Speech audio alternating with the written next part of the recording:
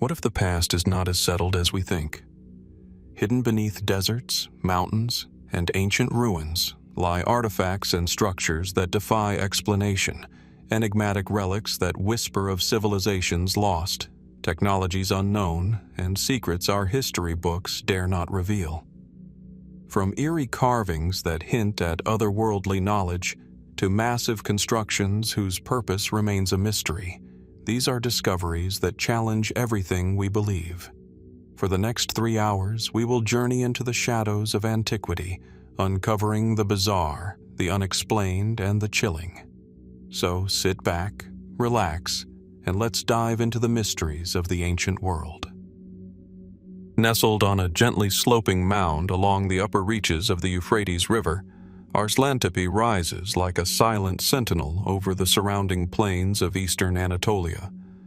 From afar, it might appear as nothing more than a collection of weathered earth and scattered stones. Yet to those who have walked its terraces, every fragment of pottery, every carved stone, and every worn wall tells a story that stretches back nearly 6,000 years. The site, often overlooked in favor of more famous Mesopotamian ruins, holds layers upon layers of human ingenuity, ambition, and perhaps secrets we have yet to fully comprehend. Arslantepe's earliest occupation dates to the 6th millennium BC, when small agrarian communities began to cluster along the fertile riverbanks. Archaeologists have uncovered the foundations of simple mud brick homes, storage pits, and rudimentary tools, revealing a society gradually moving toward organization and complexity. But as we move forward in time, the evidence suggests something far more remarkable: a sophisticated administrative and ritual center emerging around 3500 BC. Here, the site transcends the ordinary rhythms of village life, hinting at hierarchical structures and ceremonial practices that are, in many ways, astonishingly advanced for their time. One of the most compelling features of Arslantepe is the presence of what scholars refer to as the palatial complex. Enormous, carefully constructed halls, complete with raised platforms and elaborately carved stone reliefs, dominate the central mound. Some walls bear intricate designs, including stylized animals and geometric patterns, whose meanings remain obscure. Were these purely decorative, or did they serve a ritualistic function? And what of the massive clay seals discovered in some of these chambers, marked with symbols and patterns that may represent early administrative record-keeping, or perhaps something more enigmatic? Arslantepe is also remarkable for its evidence of early metallurgy. Excavations have revealed copper tools and weapons, some carefully crafted, others seemingly experimental.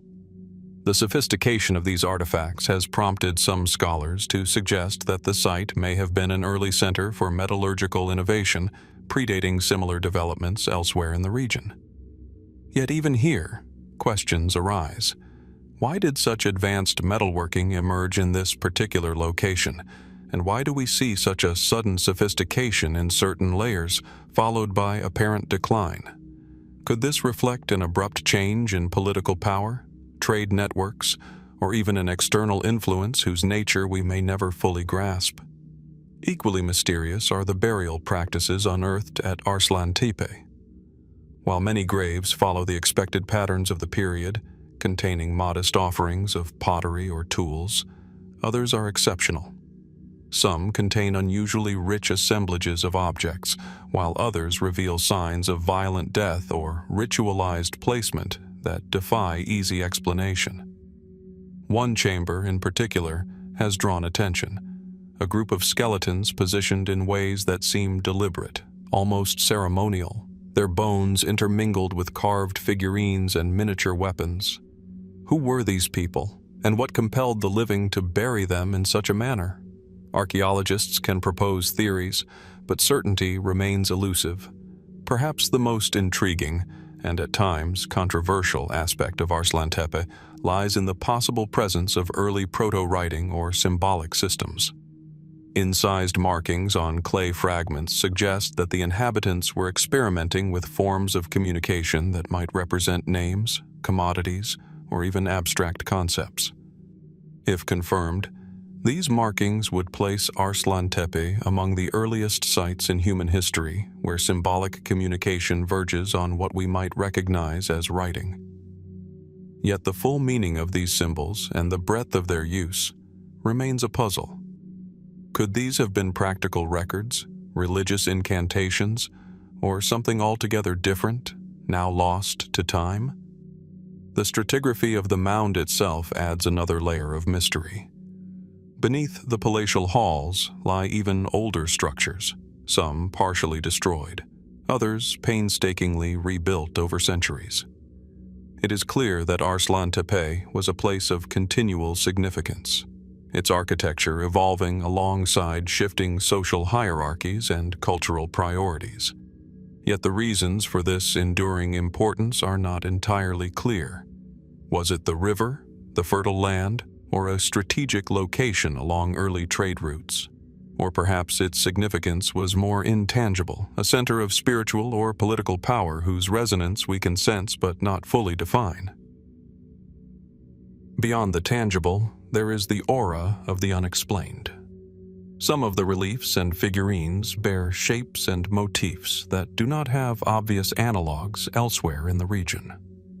Could these represent local deities, myths now forgotten, or symbols of a worldview that differs fundamentally from what we think we know about early Anatolian societies? Even the sheer scale of some constructions challenges conventional expectations for a society of this period. Were they built solely for practical purposes, or do they hint at ceremonial or symbolic intent that is impossible to fully reconstruct? In recent years, interdisciplinary studies, combining archaeology, metallurgy, paleo-environmental science, and even experimental reconstruction, have begun to shed light on the daily life of Arslantepe's inhabitants. Yet, every answer seems to raise another question. How did such a complex social system emerge so early? What forces shaped its rise, its innovations, and ultimately, the periods of destruction or abandonment visible in the stratigraphy? And most haunting of all, what knowledge or practices were lost in the millennia that followed, leaving us only fragments and tantalizing hints? Walking the terraces of Arslantepe today, it is easy to imagine the lives of those who came before, crafting their tools, marking their symbols, conducting ceremonies that resonated across the mound. And yet, for all the study, all the excavation and analysis, there remains an undeniable sense of mystery. The mound seems to hold its secrets close, offering glimpses but never the full picture. What exactly transpired here in the shadowed corridors of time, and what might still be hidden beneath the layers of earth? The answers may never be complete, but the search itself reveals the extraordinary depth of human history and ingenuity that quietly thrived on this modest mound. As we leave the layered mounds and intricate halls of Arslantepe behind, our journey moves eastward into the rugged landscape of northwestern Iran. Here, atop a steeply rising hill overlooking the fertile plains near Lake Urmia, the ruins of Hasanlu's stone citadel stand in solemn silence. From a distance, the citadel appears as a jagged silhouette against the horizon, a fortress of stone and history, weathered by millennia of wind, sun, and rain. Its walls, still partly intact, trace the outline of a once formidable settlement, offering hints of a society whose life and demise remain partially obscured by time. The site's origins stretch deep into antiquity. Hasanlu's earliest occupation dates to the 6th millennium BC, a period when small farming communities first settled along the surrounding valleys. Over the centuries, these simple dwellings gradually transformed into a complex citadel, fortified with thick walls and carefully designed defensive structures. By the first half of the 2nd millennium BC, Hasanlu had become a thriving center of culture, trade, and craftsmanship, its stone terraces and citadel walls symbolizing both practical survival and human ambition.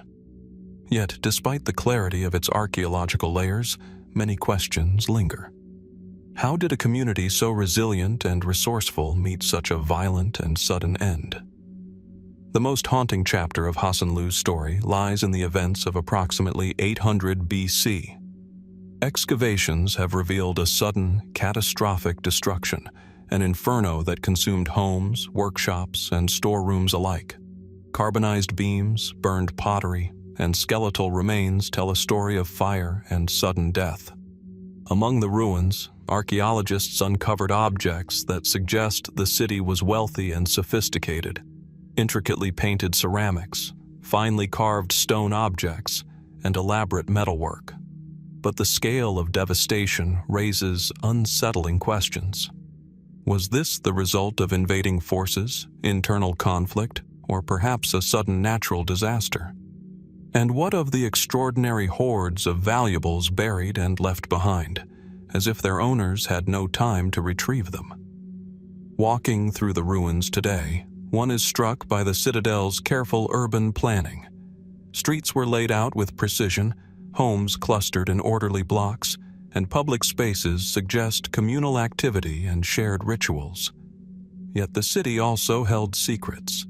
Beneath the burned floors and collapsed walls, archaeologists uncovered ritualistic artifacts, including small figurines and ceremonial vessels.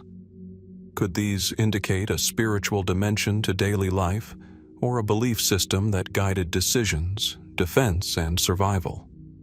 And what might these practices reveal about the society's values and fears, now long vanished from memory? Among Hasanlu's most extraordinary finds is the so-called Golden Bowl, a delicate artifact discovered in one of the deepest layers of destruction.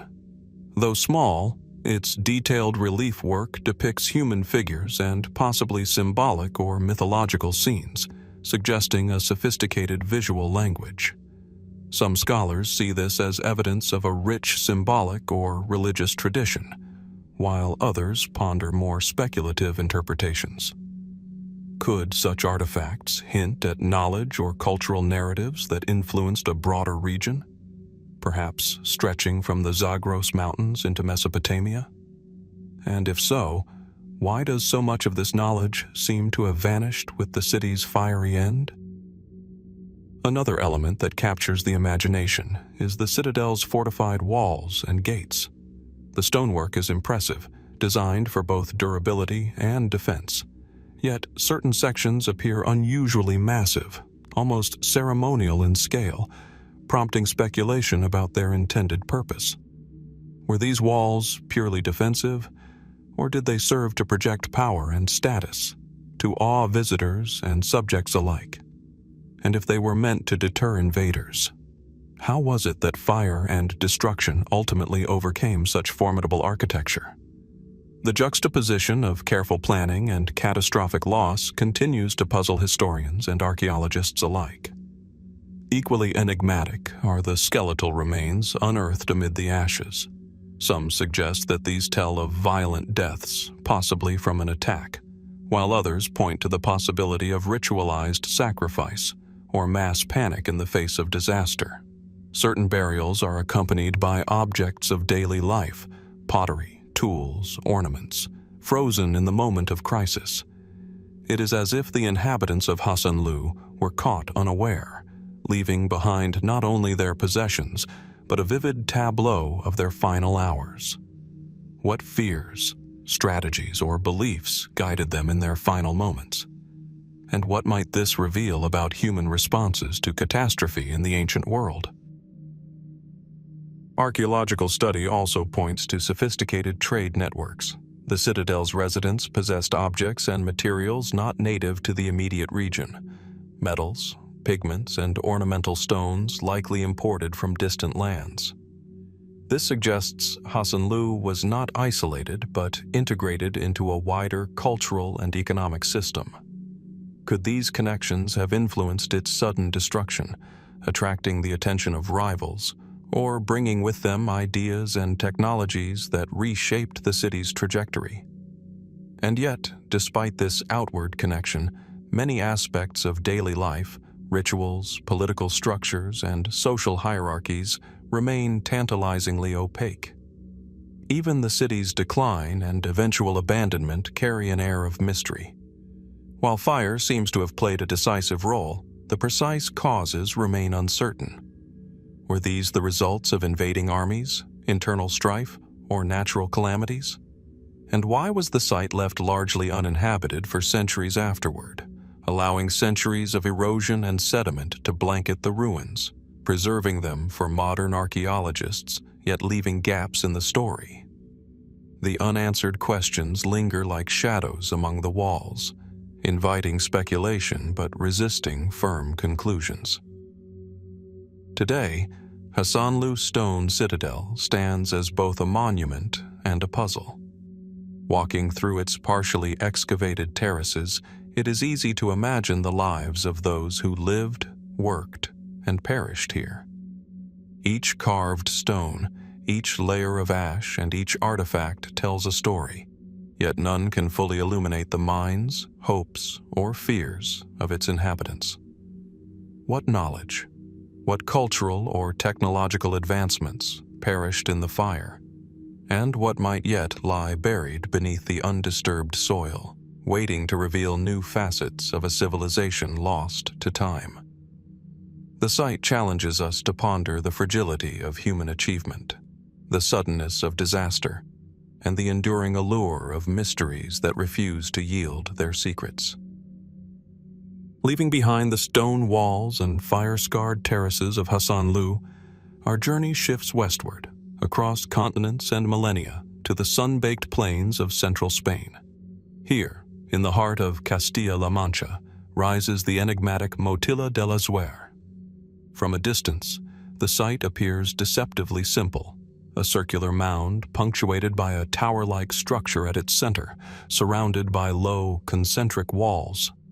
Yet, for all its understated appearance, Motilla del Azuer holds secrets that reach back nearly 4,000 years, to a time when Bronze Age societies were experimenting with new forms of settlement, resource management, and defensive strategy. Motilla del Azuer is part of a broader network of motillas, fortified settlements unique to the Iberian Peninsula during the Middle Bronze Age, approximately 2,200 to 1,500 BC. At first glance, these constructions resemble nothing more than modest defensive outposts.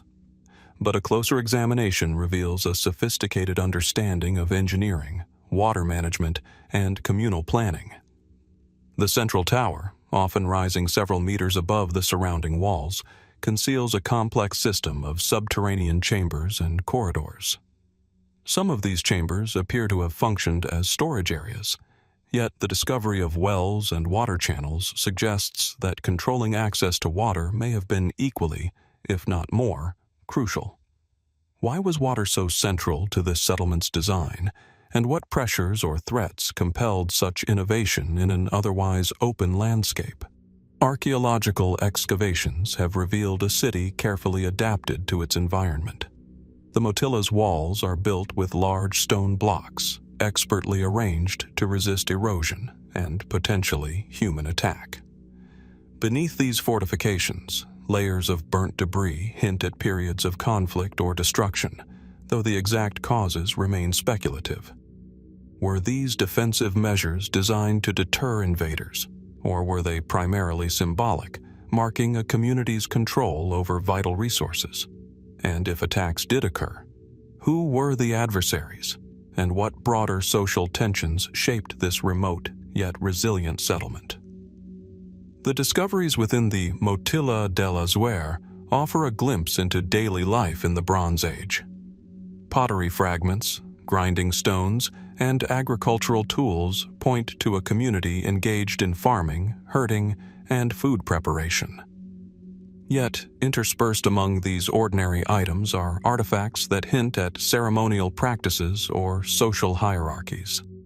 Small figurines, sometimes found in corners of storage rooms or hidden chambers, suggest a symbolic or ritualistic dimension to the space. Could these have represented deities, protective spirits, or abstract concepts intended to safeguard the community and its most precious resource, water? And if so, how much of their meaning has been lost to the passage of time? Perhaps the most puzzling aspect of Motilla del Azuer is the sophistication of its water system. The central well, cut deep into the bedrock, was lined with stone and reinforced to prevent collapse. In a region prone to seasonal drought, this innovation demonstrates not only technical skill, but also strategic foresight. Some scholars argue that the Motilla functioned primarily as a hydraulic center, a place where water was carefully collected, stored, and distributed to surrounding communities. Yet others suggest more speculative interpretations.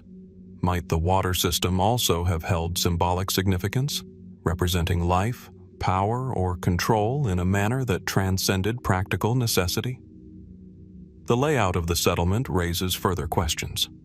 The concentric walls and central tower suggest a society capable of coordinated construction projects, but the scale is modest compared to contemporary Bronze Age sites elsewhere in Europe.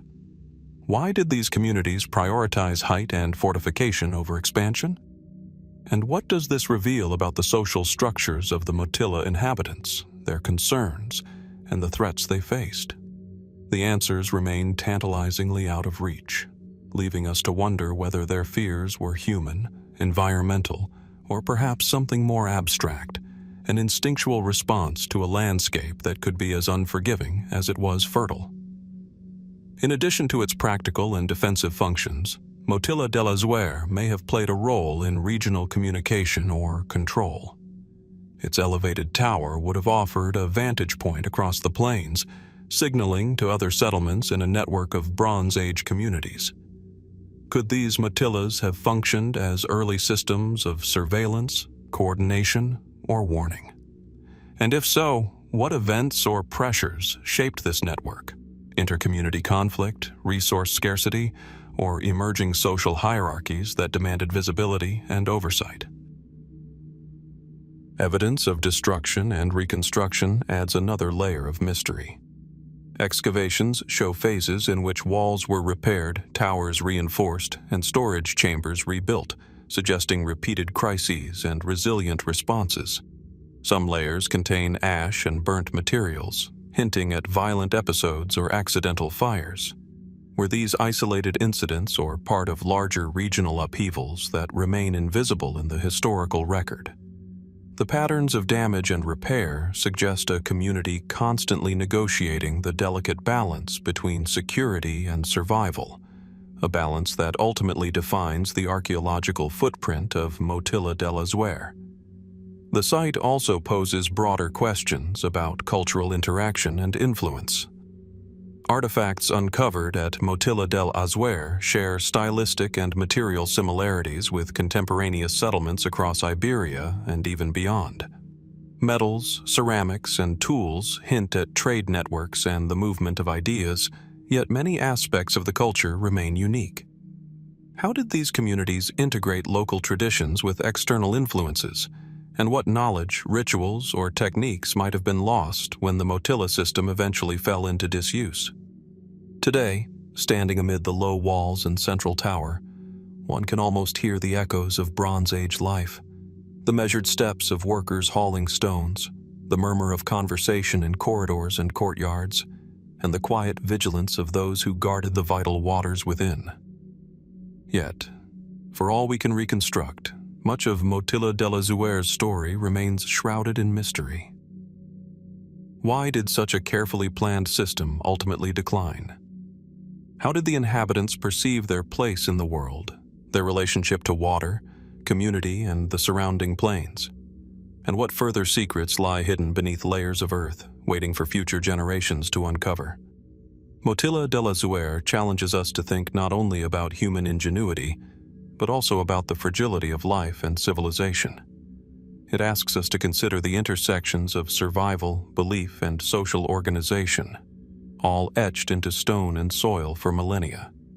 And though centuries have passed, the Motilla continues to inspire reflection, inviting us to wonder how much of human history remains hidden just beyond the reach of our excavations, quietly waiting for the curious and patient to uncover its secrets.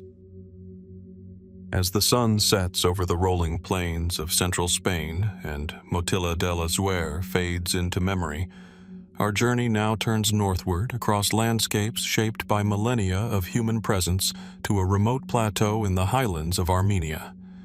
Here, on a windswept expanse of grass and stone, rise the enigmatic Zorats standing stones, an arrangement of hundreds of carefully positioned megaliths, their weathered forms casting long shadows that stretch across the ancient earth. From a distance, the site appears as a forest of stone, irregular and unassuming, yet each monolith seems deliberate, each placement intentional, as if a language written in rock stretches across the plateau, waiting for interpretation. Zorats, sometimes referred to as Karahunj, has captured the attention of archaeologists, astronomers, and travelers alike for centuries. Its origins trace back at least 5,500 years, into the late Neolithic and early Bronze Age. Some scholars estimate its earliest stones were erected around 4000 BC, predating many of the megalithic structures that dot Europe. Unlike simple burial mounds or ceremonial cairns, the arrangement here is extensive and complex. Hundreds of standing stones, ranging from modest heights to imposing monoliths several meters tall, are arrayed in concentric circles, lines, and irregular clusters across the plateau. Their sheer number and placement suggest a purpose that went far beyond decoration. From the outset, the site provokes questions that have yet to be answered. Why did these early communities invest immense labor and skill to transport, shape, and erect stones that could weigh several tons each? Some monoliths bear circular holes drilled through their upper sections, the function of which remains a matter of debate. Were they purely structural, symbolic, or perhaps related to astronomical observations? Could they have served as markers to track the movements of the sun, moon, and stars, acting as a proto-observatory for an ancient people whose knowledge of the heavens was precise, yet unrecorded in conventional texts? Archaeological studies reveal that Zorats was not merely a static monument. Excavations around the stones have uncovered evidence of burial practices. Stone cists, human remains, and fragments of ceramic vessels suggest that the site may have functioned, at least in part, as a necropolis. Yet the majority of stones do not contain graves beneath them, complicating any straightforward interpretation. Could the site have held multiple overlapping purposes? A ceremonial center, a territorial marker, and a cosmic observatory simultaneously? And if so, how did these functions interact? And what cultural or spiritual significance did they carry for the people who erected them? The astronomical hypotheses are compelling, though not universally accepted. Certain lines of stones appear to align with sunrise at the solstices or with specific lunar events. Some researchers have proposed that the circular holes in select stones may have functioned as sighting devices, allowing observers to track celestial movements with surprising accuracy. If true, this would suggest a sophisticated understanding of the sky, perhaps surpassing what we might expect from a Bronze Age highland community. Yet, caution is required. Patterns may emerge by coincidence, and the precise intentions of the builders remain tantalizingly elusive. Beyond the scientific, there is a profound sense of mystery in the arrangement itself. The stones vary widely in size and shape, some standing as lone sentinels, others grouped closely together.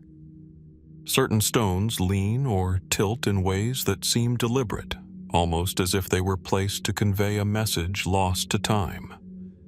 Could these arrangements encode information, stories, or rituals now beyond our comprehension? Or do they mark the landscape with a symbolic language whose meaning was once obvious, now rendered opaque by millennia of cultural change? Archaeologists also ponder the logistics of construction. The stones are locally sourced, yet even transporting them to precise positions would have required considerable planning and communal effort. This implies social cohesion, technical knowledge, and possibly centralized leadership. But who directed these efforts, and what motivated them? Were they driven by spiritual beliefs, practical needs, or perhaps a desire to assert power and territorial claim across the surrounding landscape? The human intent behind the stones is as difficult to reconstruct as the astronomical or ceremonial purpose they may have served. Zorats also raises questions about cultural continuity and transmission. Similar megalithic traditions exist across Europe, from the passage tombs of Ireland to the stone circles of Britain, yet the Armenian highlands appear geographically isolated from these regions. Did these traditions arise independently, suggesting a convergent human impulse to monumentalize sacred or communal spaces? Or were there networks of communication and cultural exchange that spread megalithic knowledge across vast distances long before written records? And if so, how did this community's understanding of space, ritual, and cosmos compare to others across the ancient world? Despite centuries of study, the site resists definitive answers.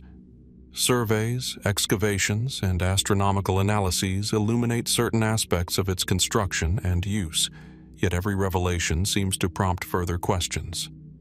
Who were the people who built Zorats, and what worldview guided their hands as they lifted stone after stone? What social, spiritual, or practical imperatives compelled them to transform this plateau into a monumental statement of human presence? And most hauntingly, what stories, knowledge, or ceremonies were lost as the generations passed, leaving behind only these silent sentinels? Walking among the stones today, it is impossible not to feel a sense of continuity with the past. Each monolith, weathered by millennia of wind and snow, seems to anchor the human imagination across time. The site invites reflection on the ingenuity, persistence, and ambition of those who came before, and yet it also reminds us of how much remains unknown. Could further excavation or technological analysis reveal hidden alignments, buried artifacts, or patterns previously unseen? Or will Zorats remain, as it has for thousands of years, an open-ended mystery, inviting each observer to consider the depth of human creativity and the enduring allure of the unexplained? Zorats stands as a quiet but profound testament to human curiosity, ingenuity, and reverence for the cosmos. Though its stones no longer speak in words, they offer a dialogue with anyone willing to observe, measure, and wonder. And as we continue our journey through the bizarre and chilling archaeological mysteries of our past, the site challenges us to ask, how much of human history remains etched in stone, yet invisible to the eyes of those who do not know how to read it? From the windswept plains of Armenia and the silent sentinels of Zorats, our journey now moves across continents and deserts to the vast, arid expanses of northern Saudi Arabia. Here, in the heart of the Al-Jawf region, stretches the enigmatic site of Rajajil, often described as the Stonehenge of Arabia. At first glance, the landscape is stark and open, a quiet desert dotted with rows of standing stones rising from the earth, their weathered surfaces catching the light of the sun as it arcs across the sky. But closer inspection reveals a remarkable organization.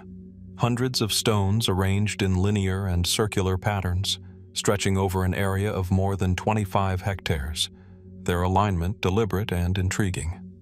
Rajajil dates back at least 3,500 years, to the Middle to Late Bronze Age, when human communities in this region were adapting to a harsh, semi-arid environment. Unlike simple markers or grave sites, the standing stones of Rajajil suggest a deliberate architectural and possibly astronomical purpose. The stones vary in size, some reaching over 3 meters tall, and many are arranged in groups of columns or circles. Their careful placement across the desert raises questions about the intention behind such effort. Were these stones territorial markers, ceremonial spaces, or monuments to a long-forgotten cosmology? And what could have motivated communities to transport and erect these massive monoliths in such a forbidding landscape? Archaeological studies of Rajajil have uncovered limited artifacts, but those that remain hint at a complex society. Tools, pottery fragments, and traces of fire pits indicate that the area was not merely a symbolic site, but a place of gathering, ritual, and perhaps seasonal habitation. Some scholars propose that these gatherings could have been related to astronomical observation, with stones aligning to solstices, equinoxes, or the movement of the moon and stars. Yet, unlike European megalithic sites, Rajajil's patterns are not fully regular, leaving interpretations open to debate. Could the irregularity have held meaning, reflecting local cosmology, spiritual practices, or environmental constraints that shaped human expression? The scale of the site emphasizes both the technical skill and social organization of its builders. Moving stones of such size would have required coordinated labor, precise planning, and knowledge of engineering techniques suited to the desert terrain. Who organized these efforts, and how were they motivated? Was it the authority of a single leader, the consensus of a communal group, or a shared spiritual belief that drove generations to shape the landscape in stone? Each standing monolith bears silent witness to the human ambition, ingenuity, and the desire to leave a mark across time and space. One of the most compelling mysteries of Rajajil lies in the lack of definitive explanations for its function. Some researchers emphasize its potential role as a burial site, although no extensive graves have been found beneath the stones. Others suggest a ceremonial or ritualistic purpose, possibly related to ancestor worship, tribal identity, or seasonal rites connected to agriculture and water. Yet another theory posits astronomical observation, in which the stones were markers to track solar, lunar, or stellar events critical for timing planting, harvesting, or ritual cycles. But without written records, how can we ever fully understand the intentions of those who raised these stones thousands of years ago? The desert setting itself adds to the enigma. Rajajil is remote, isolated, and exposed to the harshest elements of wind, sun, and sand. The choice of this landscape suggests a deliberate selection, a location visible from a distance, commanding attention, and perhaps reinforcing the power or sacredness of the site. Could the vastness of the surrounding desert have been integral to its purpose, emphasizing human insignificance against the horizon, or enhancing the spiritual resonance of the standing stones? And if so, what role did perception, landscape, and ceremony play in the minds of its creators? Patterns within the stones hint at intentionality that surpasses simple construction. Certain rows converge or diverge, circles interlock with linear alignments, and some stones appear deliberately placed at angles relative to others. Could this be an early attempt at encoding astronomical knowledge, social hierarchy, or even mythological narrative in stone? Perhaps the site served multiple purposes simultaneously, as a calendar, ceremonial center, and territorial marker.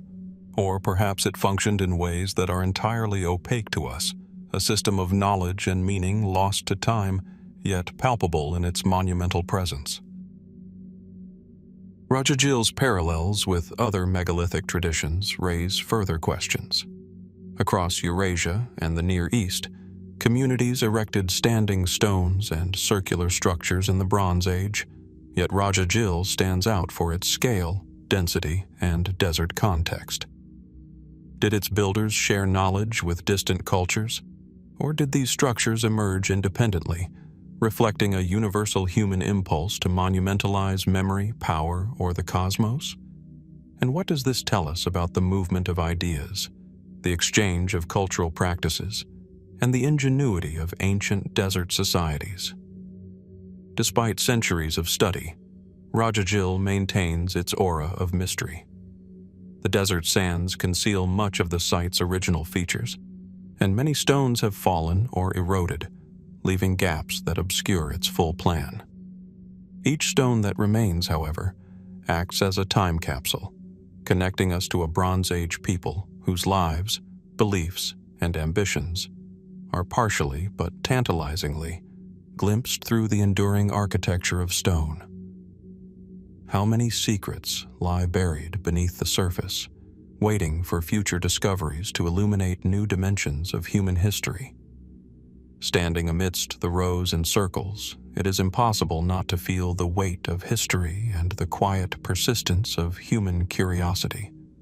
Each monolith, weathered and silent, seems to ask us to wonder, to measure, and to imagine. Rajajil challenges us to consider how communities in a seemingly inhospitable environment organized, observed, and celebrated life, leaving a legacy that continues to puzzle and inspire. And as the sun casts long shadows over the desert plain, one is left to ponder: what knowledge, rituals, or messages have been lost to time, and how much remains hidden beneath the sands, waiting for those who dare to look closer. From the sun-baked deserts of northern Saudi Arabia and the aligned stones of Rajajil, our journey now moves to the rugged terrain of the Hajar Mountains, straddling what is today the United Arab Emirates and Oman. Here lies Wadi Al-Ayn, a site whose name evokes the whispered memory of flowing water in a land where life has always been scarce. The valley stretches between steep, jagged cliffs, the stones polished smooth by millennia of seasonal floods and wind.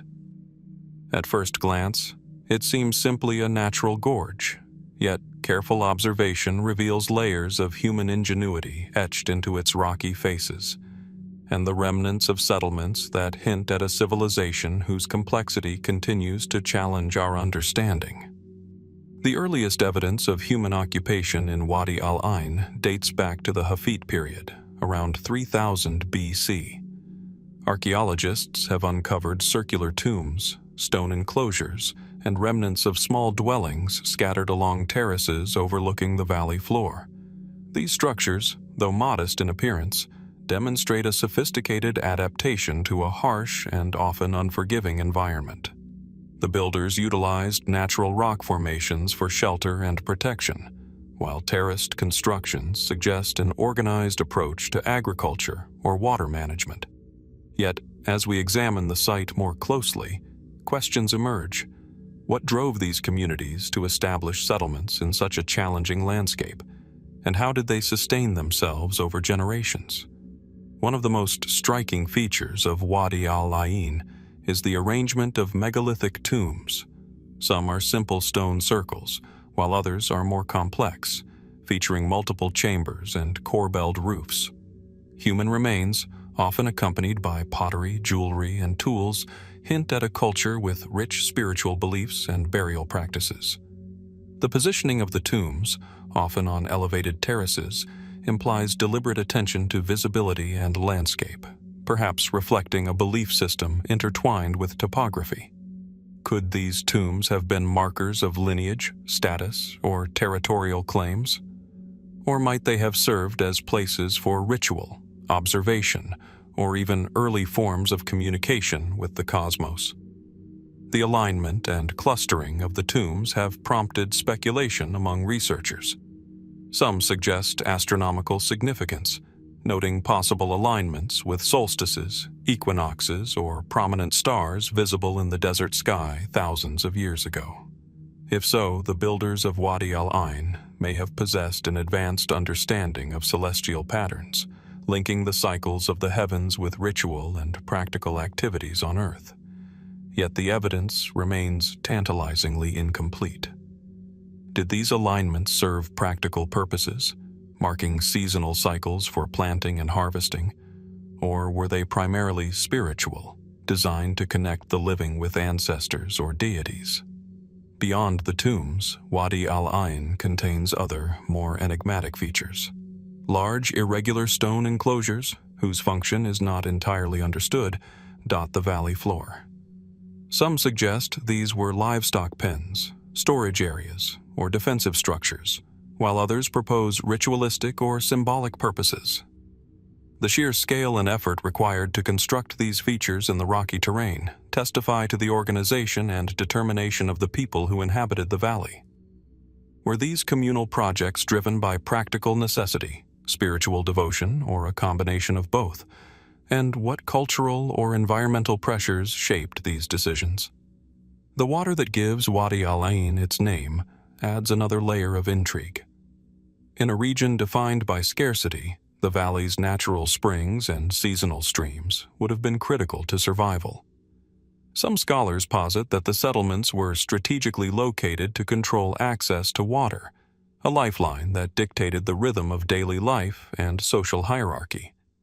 Could the presence of water have also imbued the valley with spiritual significance, making it not only a practical refuge but a sacred landscape where life and death were intimately linked with the flow of streams and the fertility of the earth?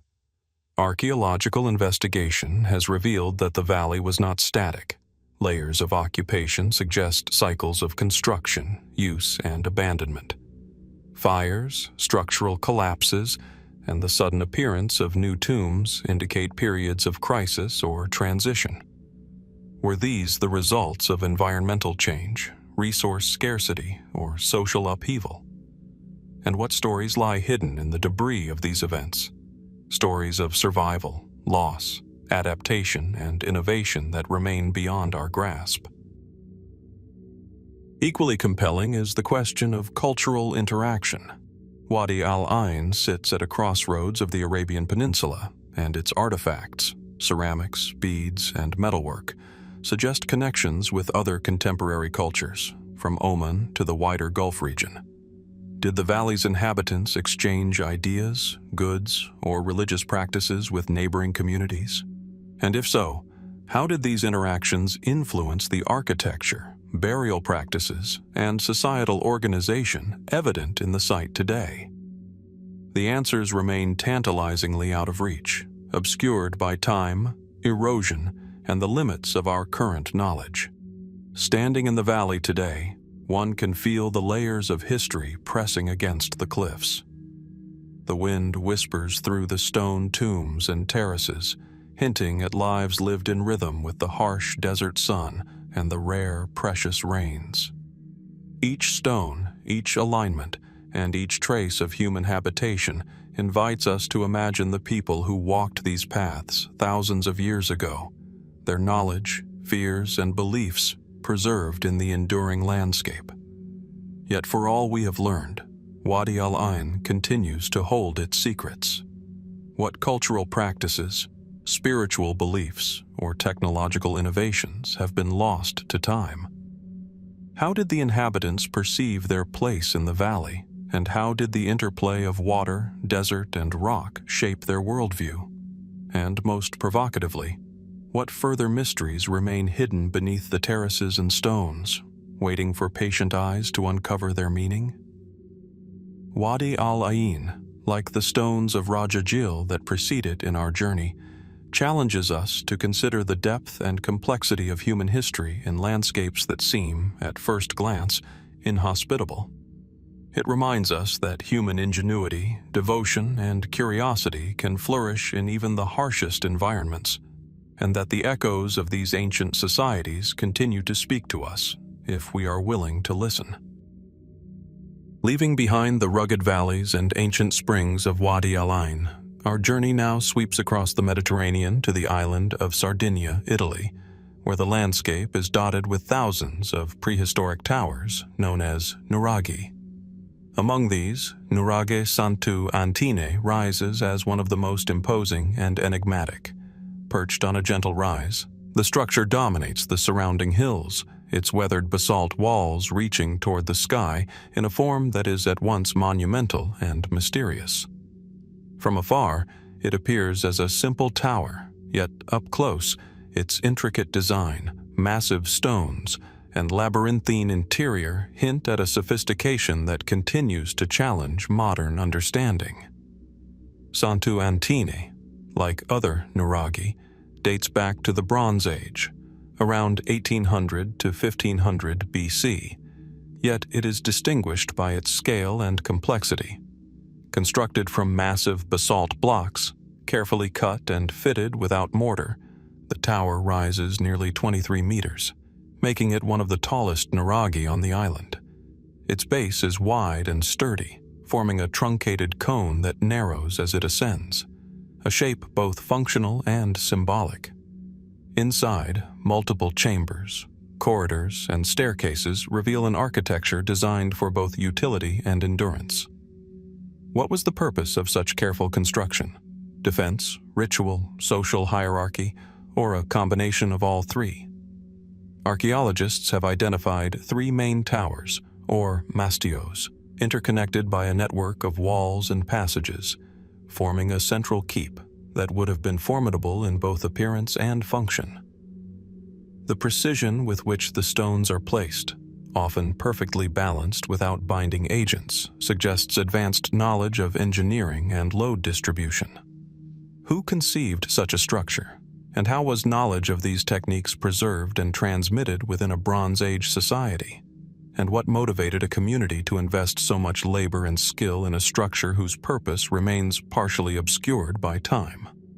The internal chambers of Santu Antine are equally fascinating.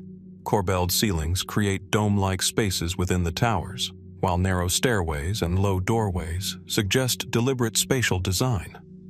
Some archaeologists propose that these interiors were used for storage or habitation, while others suggest ceremonial or ritual purposes. Could these spaces have been sanctuaries, designed for spiritual observances that marked the cycles of the seasons, or the movements of the sun and stars? And if so, what stories or knowledge were encoded in the very architecture of the building?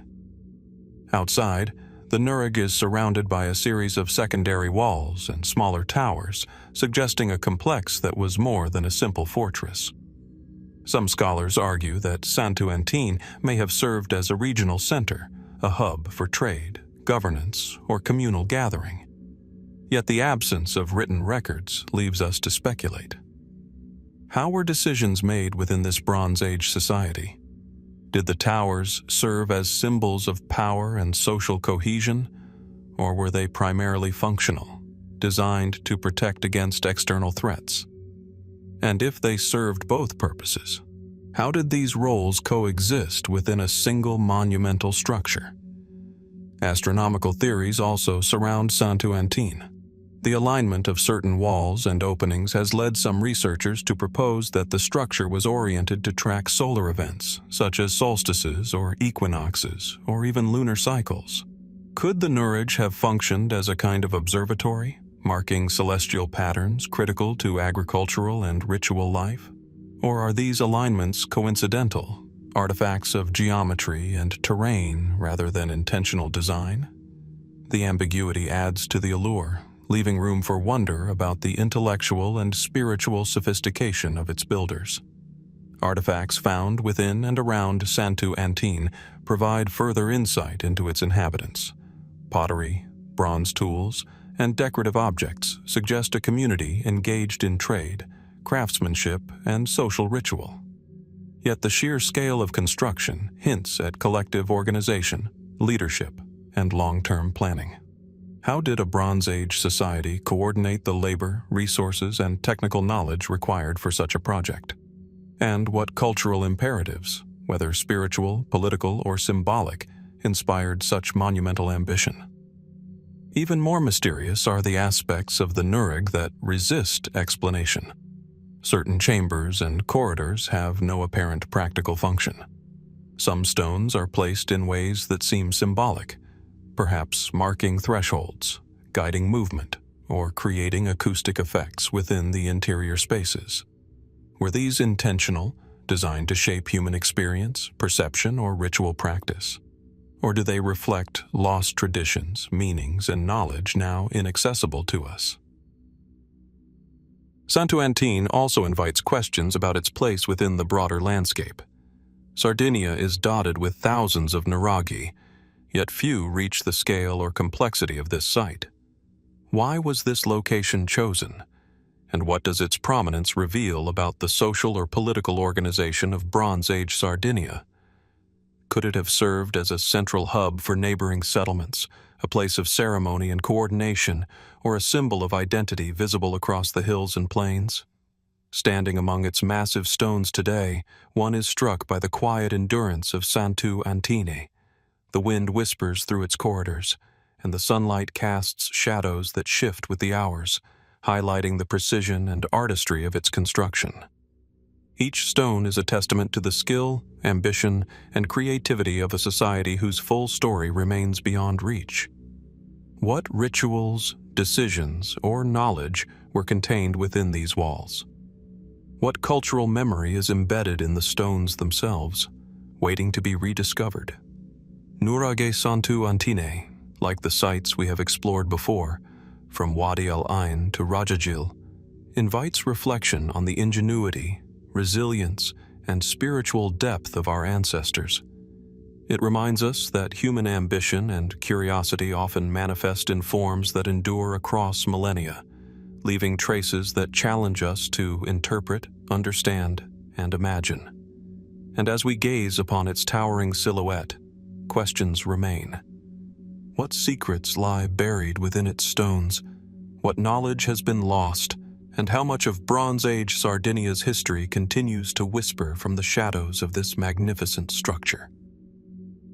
As we leave the soaring towers of Nuraghe Santu Antine behind, our journey continues across the rugged Sardinian landscape, deeper into the hills and valleys where ancient stones whisper secrets of the past. Here, hidden among olive groves and low mountains, stands the enigmatic Monte Baranta megalithic wall. At first glance, it appears as a simple line of enormous stones stretching across a hillside, but the scale and precision of this structure defy easy explanation. Each boulder is carefully placed, seemingly both functional and deliberate, forming a wall whose purpose has long eluded scholars and explorers alike.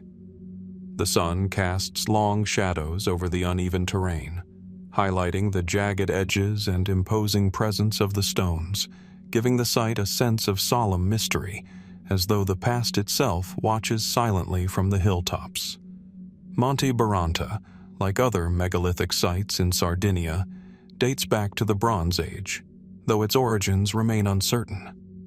Some researchers estimate the construction to have occurred around 1500 to 1000 BC, a period marked by the flourishing of Nuragic civilization and widespread megalithic architecture across the island.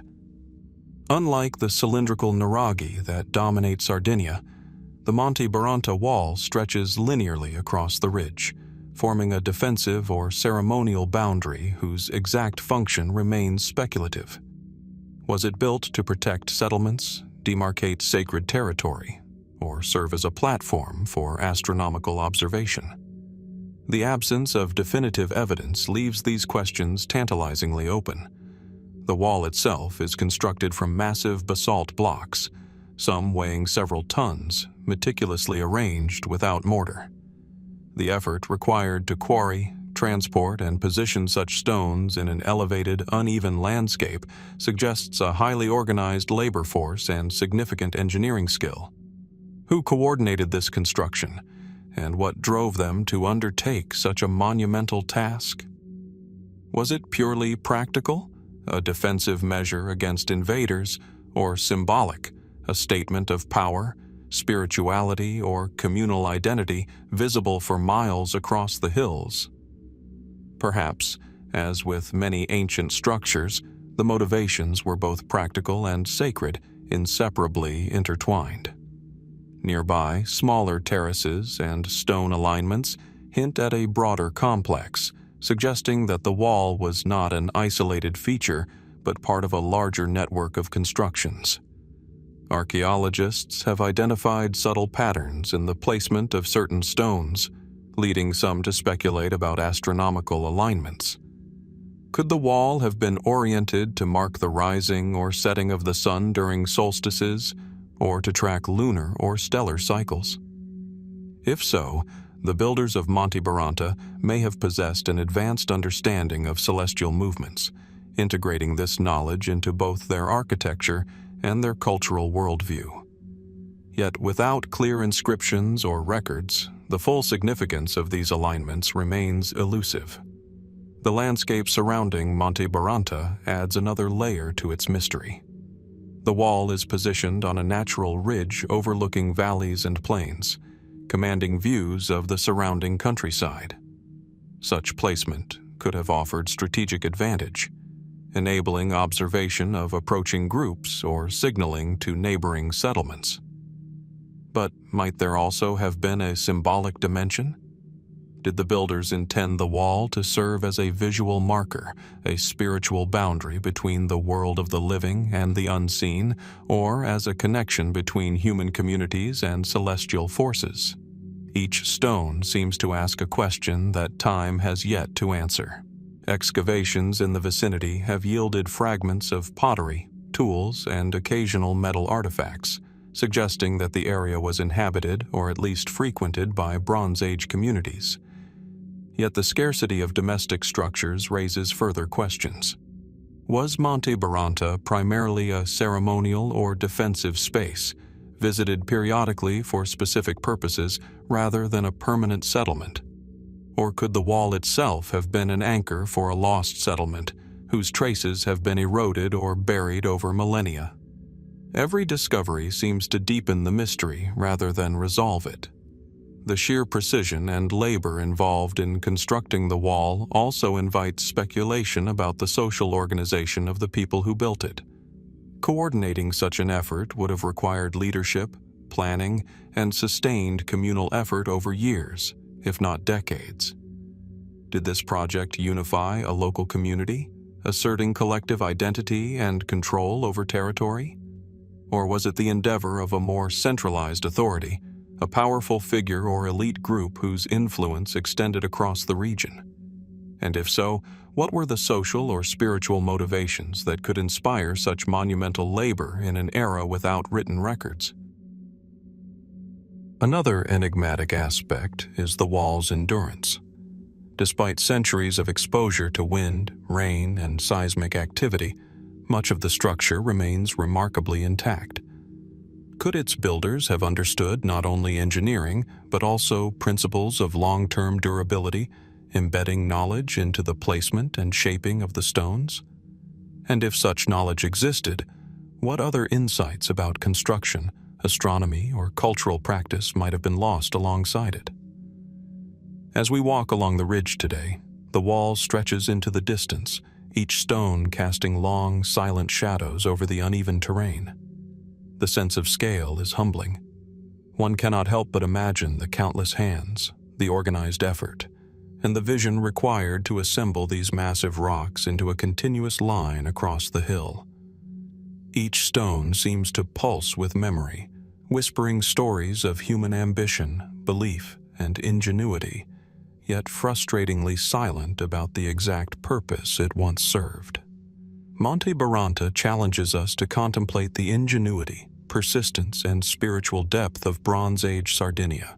It invites us to consider how human communities shaped their environment not only for survival but to express identity, belief, and power. And even as modern observers measure, map, and study the wall, questions remain. Why was this particular ridge chosen? What ceremonies, strategies, or rituals took place here? And most provocatively, what secrets lie hidden beneath the stones, buried in the soil or lost to time, waiting for future discovery? Like the Nuraghe and megaliths we have explored before, from Santu Antine to Monte Baranta, the wall endures as a silent witness to human creativity and the enduring allure of mystery. It reminds us that even in landscapes that seem familiar, echoes of the past linger, challenging us to look closer, think deeper, and imagine worlds that vanished thousands of years ago, yet continue to leave their mark across time and stone. From the monumental towers of Nuraghe, Santu, Antine, we turn to another Sardinian enigma, perched quietly amidst rolling hills and olive groves, Monte Baranta Megalithic Wall. Unlike the towering Nuraghe that dominate the landscape, this site stretches across a ridge in a line of massive stones, a barrier both imposing and enigmatic. The sun strikes the rough surfaces of the basalt boulders, casting shadows that dance across the uneven ground, and the wind whispers through the gaps, giving the impression that the wall itself is alive with the memory of a people long gone. At first glance, it is a simple fortification, but closer inspection reveals a complexity that defies explanation. Monte Baranta is estimated to date from the Bronze Age, approximately 1500 to 1000 BC, during a time when Sardinian communities were at the height of the Nuragic civilization. Unlike the round Nuraghe, which are often interpreted as dwellings, ceremonial centers, or defensive towers, the wall presents a linear design that runs across the crest of the hill. The stones vary in size and shape, yet they are carefully positioned, some standing upright like sentinels, others laid horizontally, forming a continuous line that stretches farther than the eye can follow. Why construct such a wall in this precise formation? Was it intended as a boundary, a defensive barrier, or perhaps as a monumental statement whose significance has been lost to time? The scale of the project alone suggests remarkable social organization. The stones are enormous, some weighing multiple tons, quarried from nearby deposits and transported to the ridge with incredible ingenuity. How is such labor coordinated? What knowledge of engineering and physics did these Bronze Age builders possess? The effort required implies both a skilled workforce and leadership capable of orchestrating sustained cooperative construction over months, possibly years. But what drove them? Fear of invasion, assertion of territorial dominance, or a ritualistic imperative that gave spiritual meaning to labor and stone alike? Beyond its engineering, Monte Baranta evokes questions of symbolism. The wall does not merely traverse the hill haphazardly. Certain sections appear aligned with natural features or celestial phenomena. Some researchers have speculated that the structure may mark the movement of the sun across solstices or equinoxes, echoing patterns observed in other megalithic sites across Europe. Could this have served as an early calendar, guiding agricultural cycles or ritual ceremonies? Or might the alignments have had a purely symbolic or spiritual function, designed to connect human communities to cosmic rhythms that remain mysterious to us today? The surrounding landscape offers additional clues, yet also deepens the enigma. Monte Baranta overlooks valleys, terraced fields, and smaller settlements scattered across the hillsides. From this vantage, the wall would have been highly visible, suggesting that its builders intended it to communicate something, authority, protection, or sacred significance, to those who dwelled below. Yet its linear design raises questions. Why stretch the stones across the ridge rather than cluster them into a defensive tower or enclosure? Was the wall functional, symbolic, or a combination of both, a structure that held meaning across generations and for multiple purposes simultaneously? Archaeological exploration near Monte Baranta has uncovered fragments of pottery, stone tools, and traces of small structures indicating that Bronze Age communities were active in the area. Yet the wall itself appears to be the central feature, dominating the landscape without obvious domestic structures attached. Could this mean the site was primarily ceremonial or symbolic, a monument to social cohesion, spiritual belief, or cosmological observation? Or is it possible that the true function of the wall is still hidden beneath centuries of soil and vegetation, waiting for further excavation to reveal its secrets? One of the most puzzling aspects of Monte Baranta is the precision with which the stones were placed. Some sections suggest an intentional shaping of certain rocks to fit together, while other portions appear almost haphazard, yet the overall alignment maintains coherence across the ridge.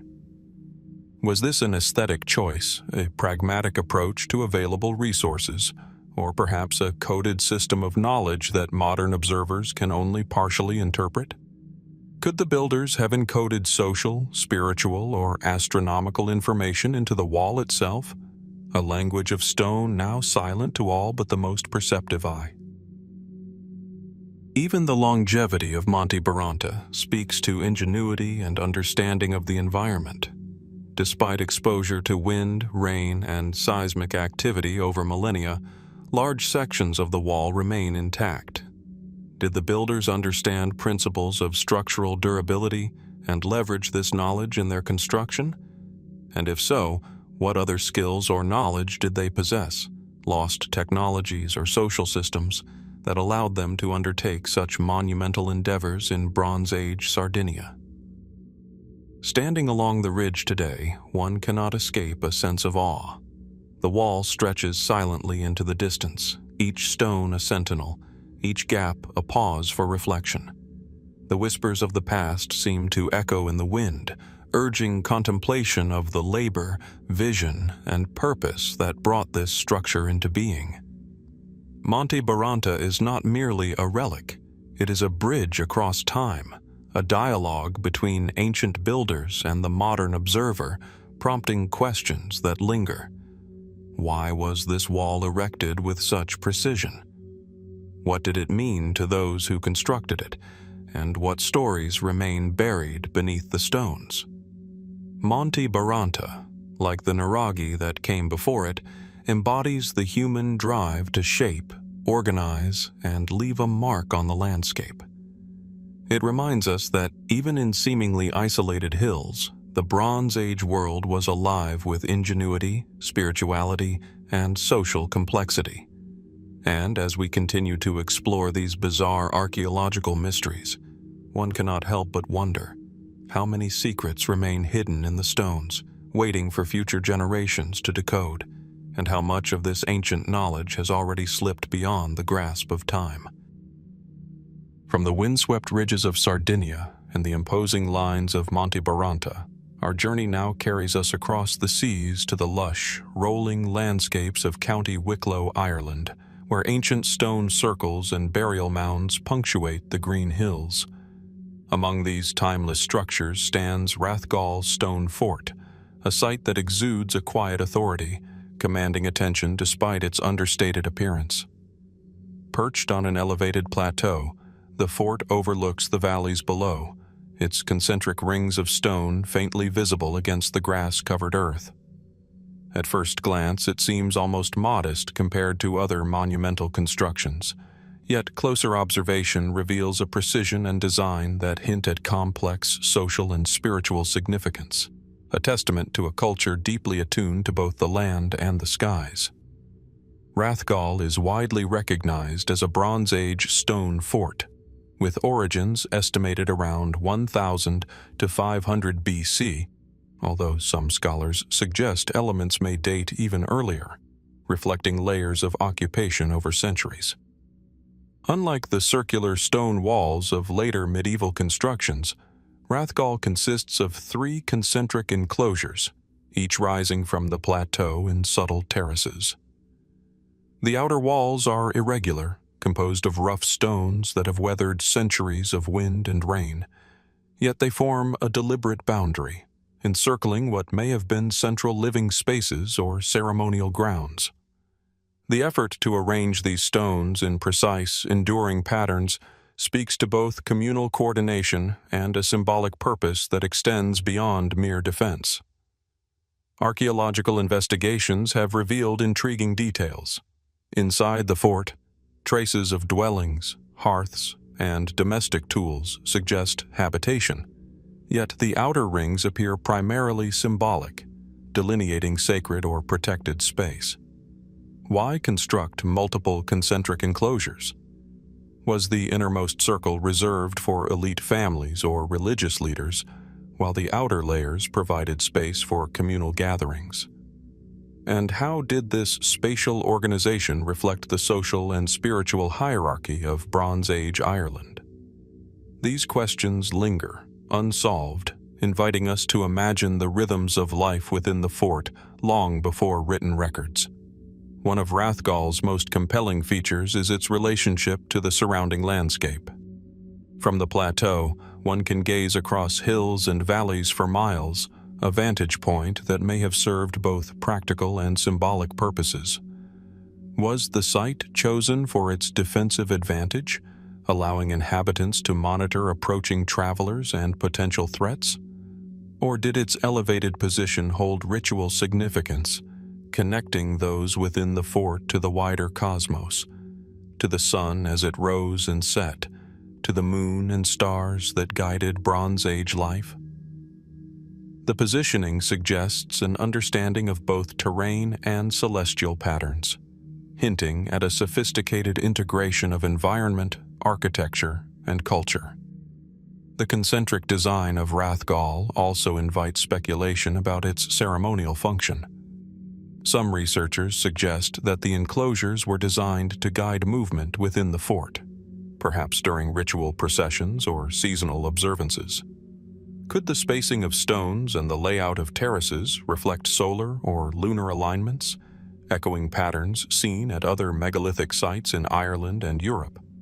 And if so, what knowledge of astronomy, ritual, and social organization was embedded in the very fabric of the construction, encoded in a language of stone that modern eyes can only partially decipher? Excavations have uncovered artifacts that hint at a vibrant material culture: pottery fragments, bronze tools, and remnants of everyday life. Yet the scale and arrangement of the fort suggest that Rathgall was more than a simple settlement. Its construction required the coordination of labor, resources, and expertise over extended periods. Who oversaw these projects, and how were decisions communicated and executed in a society without written records? Could the fort have served as a center of trade, governance, or spiritual authority, linking scattered communities across the Wicklow Hills through ritual and communal identity? The enigmatic nature of Rathgall deepens when we consider the layering of construction. Some sections of the fort appear to have been built and rebuilt over generations, suggesting shifts in social or ritual priorities. Was each new phase a response to environmental change, social upheaval, or evolving spiritual beliefs? And how much knowledge has been lost as these structures evolved, leaving only the silent stones as witnesses to human ambition, adaptation, and devotion? Even today, standing within the fort, it is impossible not to feel the passage of millennia. The wind sweeps across the grassy terraces, rustling the stones and whispering secrets of the Bronze Age past. Shadows shift as the sun arcs overhead, illuminating subtle features that hint at design, purpose, and intent. Each stone, weathered yet resilient, invites reflection on the labor, belief systems, and cultural sophistication that went into their placement.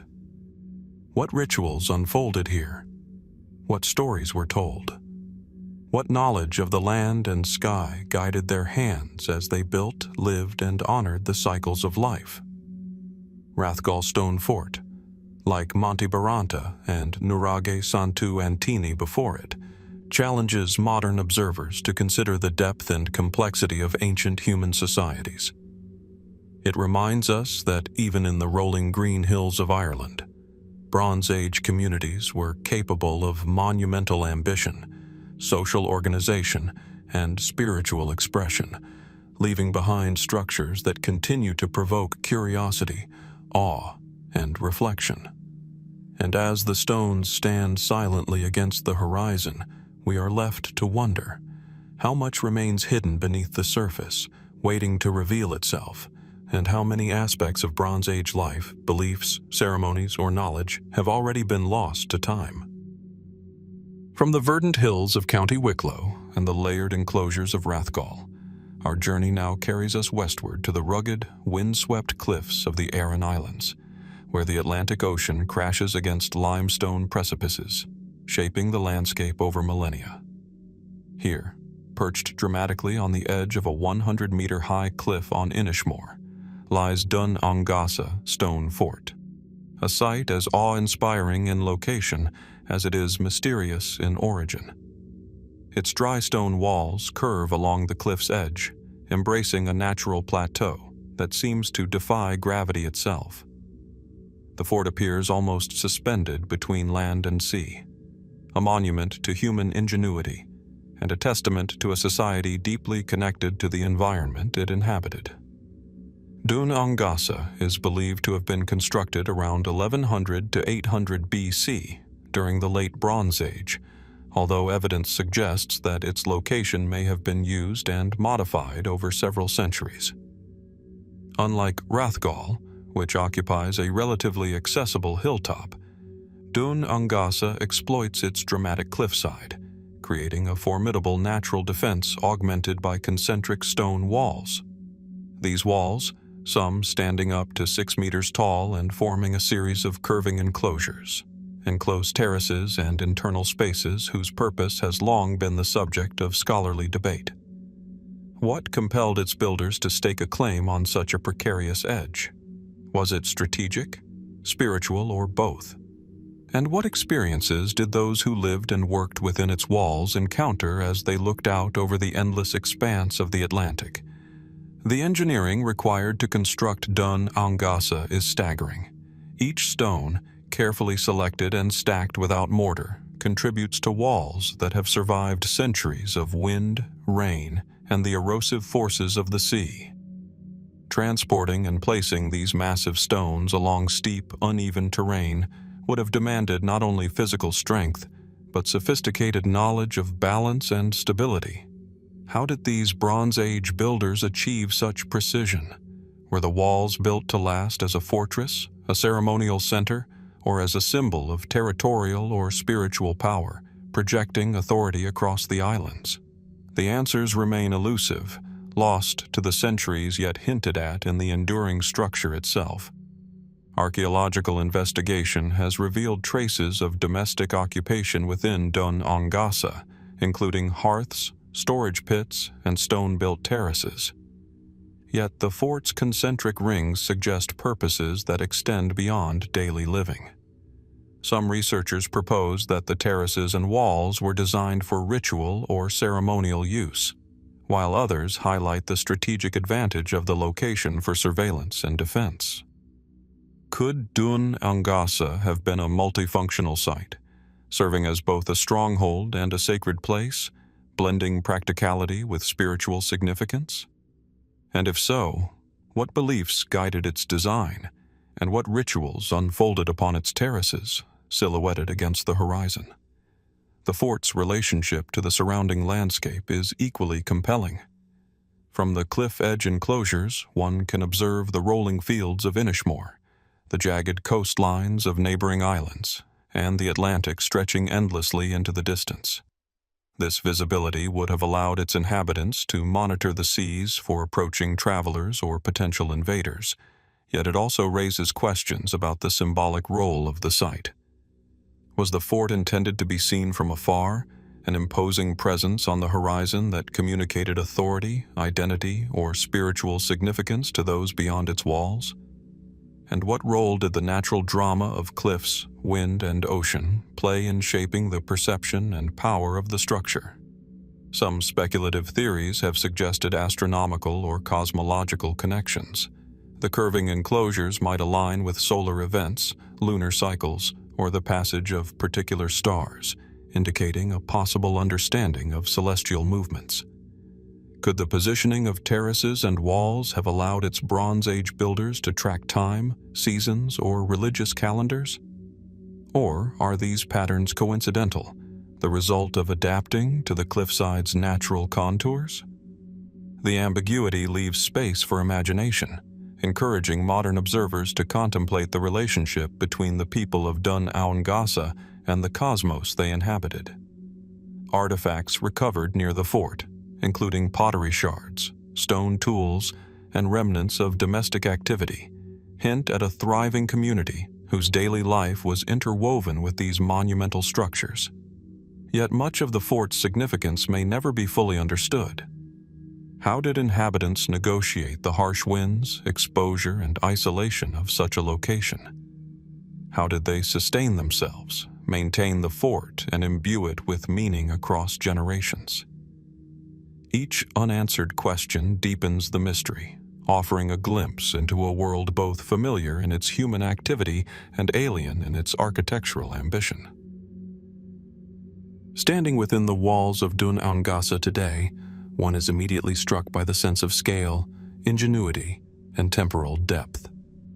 The Atlantic stretches endlessly before the cliff's edge, waves crashing against rocks that have borne the brunt of millennia. The concentric walls, terraces, and internal spaces evoke the labor, organization, and vision of a society that sought to impose order and significance on a dramatic and challenging landscape. What messages, rituals, or social hierarchies were encoded in these stones? And what knowledge has been lost, leaving only echoes in the wind and shadows on the terraces? Dun Aonghasa, like Rathgall and Monte Baranta before it, stands as a testament to human curiosity, determination, and the impulse to leave a mark on the landscape. It reminds us that even in seemingly inhospitable or isolated places, ancient societies possessed both the technical skill and the imaginative vision to create enduring monuments that resonate across millennia. And as we gaze out over the Atlantic from its cliffside terraces, one cannot help but wonder, what secrets remain hidden within its walls? What knowledge has vanished with time? And what stories have yet to be uncovered by those willing to look beyond the stones themselves? From the windswept cliffs of Inishmore and the Atlantic's relentless horizon, our journey now turns northeast, across the Irish Sea, to the rolling hills and rugged landscapes of Aberdeenshire, Scotland. Here, amid mist-shrouded slopes and weathered granite outcrops, stands Tap O Noth, a hill whose summit conceals the remnants of an extraordinary stone-built fort. At first glance, it is a natural elevation, its slopes blending into the surrounding countryside. Yet the heart of the hill reveals something extraordinary: a stone core, a concentric arrangement of walls and terraces that speaks to human ingenuity and ambition dating back millennia. The site is simultaneously humbling and perplexing, a monument to a Bronze Age society whose purpose, methods, and motivations remain shrouded in mystery. Tap O Noth is widely regarded as a hill fort, with its stone core believed to date from approximately 1000 to 500 BC, although some evidence suggests earlier activity on the site, possibly stretching into the late Bronze Age. Unlike the more accessible lowland forts, Tap O Noth occupies a commanding position, rising over 500 meters above sea level, offering sweeping views of the surrounding valleys, rivers, and distant hills. The fortification consists of multiple concentric stone walls forming a core at the summit, surrounded by terraces that step down the slope. The scale is impressive. Massive boulders, carefully positioned, create walls that are not only defensive, but also architectural statements, reflecting both human ambition and a sophisticated understanding of the natural landscape. What drove these ancient builders to such heights? Constructing a fort atop a steep, exposed hill would have required tremendous effort, from hauling stones up rocky slopes to organizing labor capable of precise placement. Were the walls intended primarily for defense, providing a refuge against raiders or rival clans? Or did they serve symbolic purposes, marking territorial claims, demonstrating power, or connecting communities to the landscape and the heavens above? The precise purpose of Tap O Noth remains elusive, yet each stone suggests deliberate thought and intent, a dialogue between human hands and the natural contours of the hill. The fort's internal structure adds to the intrigue. The stone core, circular and robust, hints at communal or ceremonial spaces, perhaps reserved for elite families or religious figures. The terraces surrounding the core may have been living areas, storage zones, or even ritual platforms. Archaeologists have speculated about possible alignments, noting that certain walls and openings correspond roughly to cardinal directions or prominent landscape features. Could these constructions have functioned as an early form of observatory, tracking the sun, moon, or stars? Or were they symbolic markers, aligning human activity with sacred geography in ways we may never fully understand? Evidence of occupation within Tap O Noth is tantalizing but incomplete. Scattered artifacts, hearths, and traces of stone-built enclosures indicate that people lived and worked here. Yet much of the fort seems intentionally designed to impress or control rather than merely shelter. Was this site a hub for social organization, a center for trade or ritual, or a statement of cultural identity visible across the hills? And if the fort was both practical and symbolic, how did the inhabitants reconcile the demands of daily life with the spiritual or social imperatives that guided its construction? The scale of Tap O Noth raises further questions about the society that built it. Organizing the labor, resources, and expertise to create such a formidable hill fort would have required sophisticated leadership, planning, and social cohesion. Were decisions made communally, or did a small elite dictate the design and construction?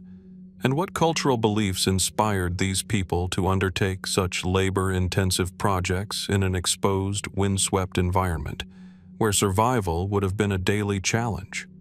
The fort itself becomes a testament to human determination, ingenuity, and the desire to leave a lasting mark upon the landscape. The stone core's endurance, despite centuries of wind, rain, and erosion, hints at remarkable engineering knowledge. The placement of massive boulders, the use of natural terraces, and the careful shaping of walls suggest that the builders understood not only construction techniques, but also the forces of nature they would face over millennia. How did these Bronze Age people acquire such knowledge? Was it trial and error, oral tradition, or a sophisticated technical understanding lost to time? And what other skills, beliefs, or knowledge might have been embedded in the fort's design, waiting to be discovered by patient observers? Standing at the summit today, the full scale and ambition of Tap O Noth become apparent. The concentric walls rise like frozen ripples on the hill, terraces step down into the mist, and the surrounding landscape stretches in all directions, framed by the distant glimmer of rivers and valleys. The wind sweeps across the stone core, carrying echoes of the people who built it, lived here, and perhaps performed rituals under the open sky. Each stone, each curve of the walls, seems to invite reflection on the social structures, beliefs, and ingenuity of a society whose memory survives only in these enduring constructions. Tap O Noth. Stone fort, like Dun Aonghasa and Rathgall before it, challenges us to imagine the lives, ambitions, and spiritual dimensions of our ancestors. It reminds us that even in remote and exposed locations, Bronze Age communities were capable of monumental achievements, blending defense, ritual, and social organization into enduring stone landscapes. And as we gaze across the valleys from its summit, one cannot help but wonder, what secrets remain hidden in the terraces, beneath the stones, or in the alignments with the sun and stars? How much of this society's knowledge has already been lost to time, and what mysteries await those willing to explore these ancient stones with patience and imagination?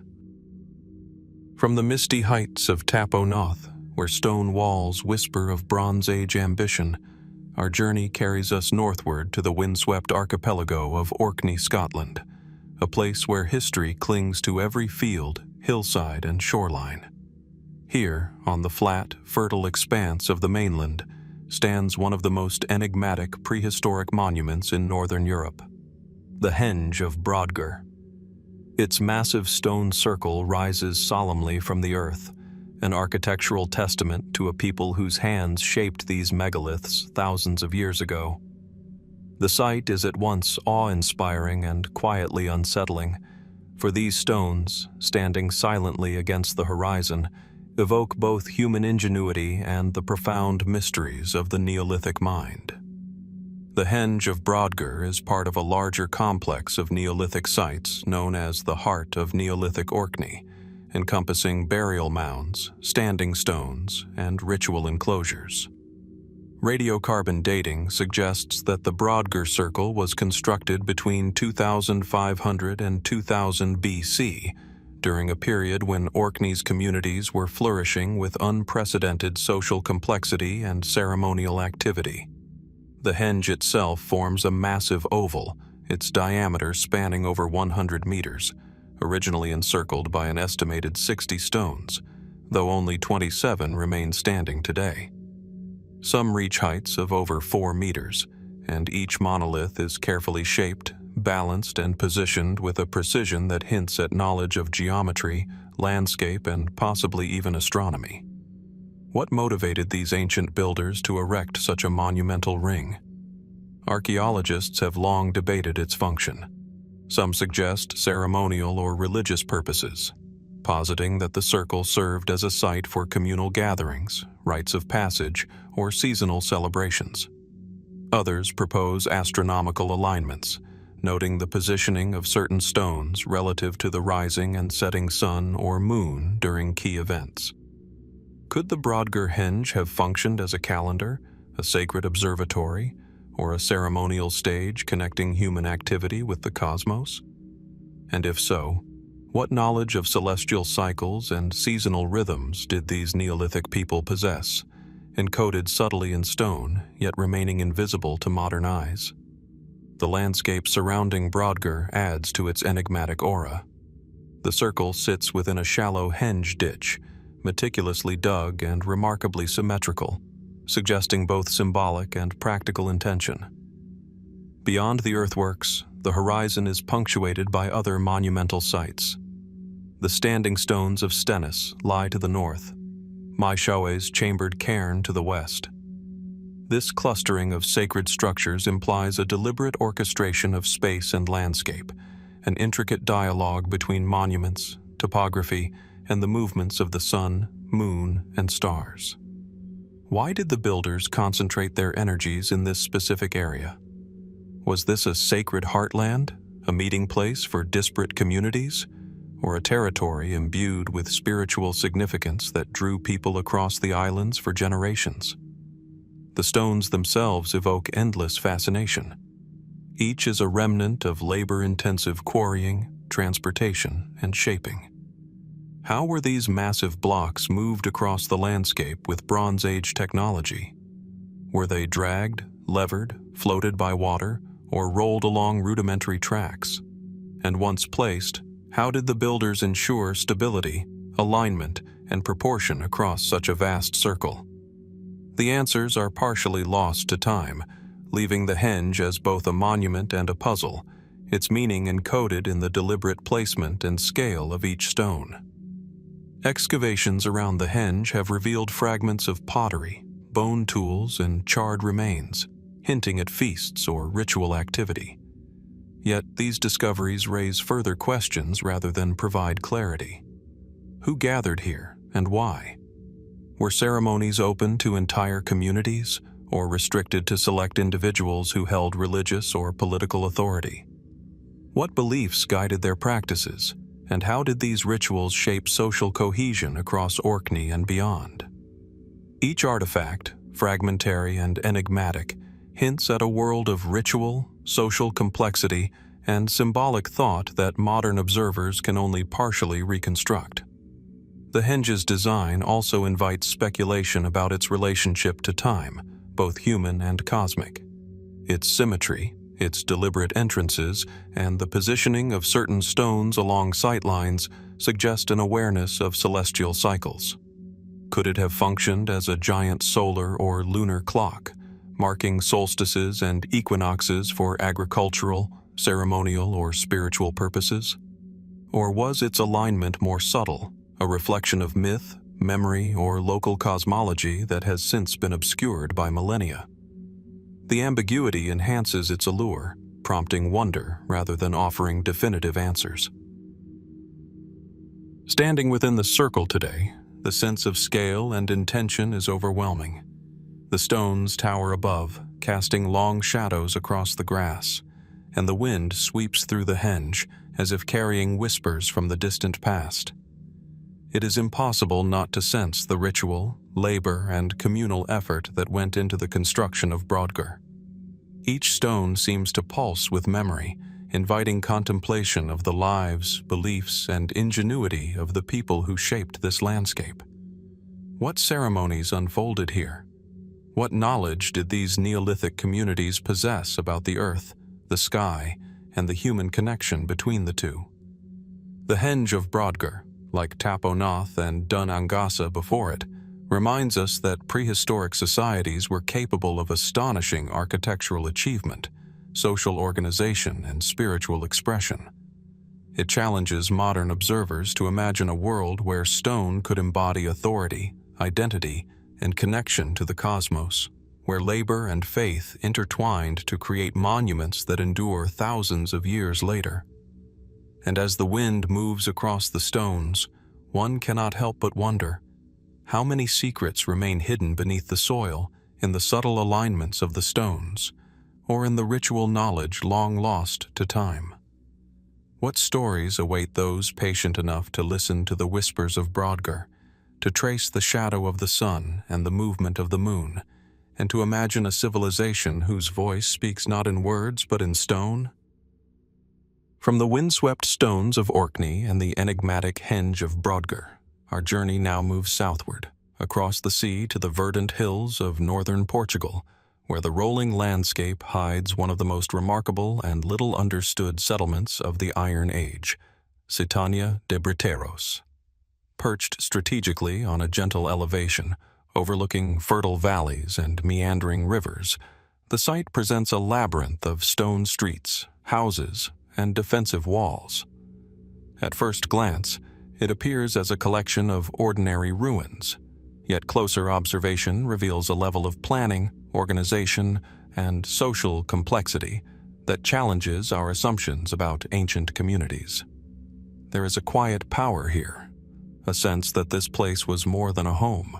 It was a stage for human ambition, culture, and perhaps secrets that time has yet to reveal. Citania de Briteiros is one of the largest and best-preserved hill forts, or Citanias, in the northwest Iberian Peninsula, its origins tracing back to approximately 500 BC during the Iron Age. Unlike the simple earthwork forts of earlier centuries, Briteiros exhibits carefully constructed stone terraces, cobbled streets, and circular houses arranged in a deliberate pattern, suggesting an understanding of urban planning that was sophisticated for its time. The settlement covers several hectares, with fortifications adapted to the contours of the hills, forming natural and artificial barriers that both protect and define the community within. Why did these people devote such effort to shaping their landscape? Was it purely defensive, or did it serve to establish social hierarchy, cultural identity, and ritual significance in a visible and enduring form? The stone walls of Citania de Briteiros evoke both strength and mystery. Massive boulders form imposing enclosures, some arranged in concentric rings, others following the natural slopes with subtle precision. Archaeologists have noted that the terraces are not uniform, indicating adjustments for terrain, climate, or possibly symbolic purposes. Could certain orientations or placements of buildings and walls reflect beliefs about the cosmos, ancestral traditions, or sacred geography? Was the settlement designed to align with seasonal cycles, guiding agricultural practices and communal rituals in harmony with the land? These are questions that linger unanswered, leaving room for speculation about the worldview of its builders.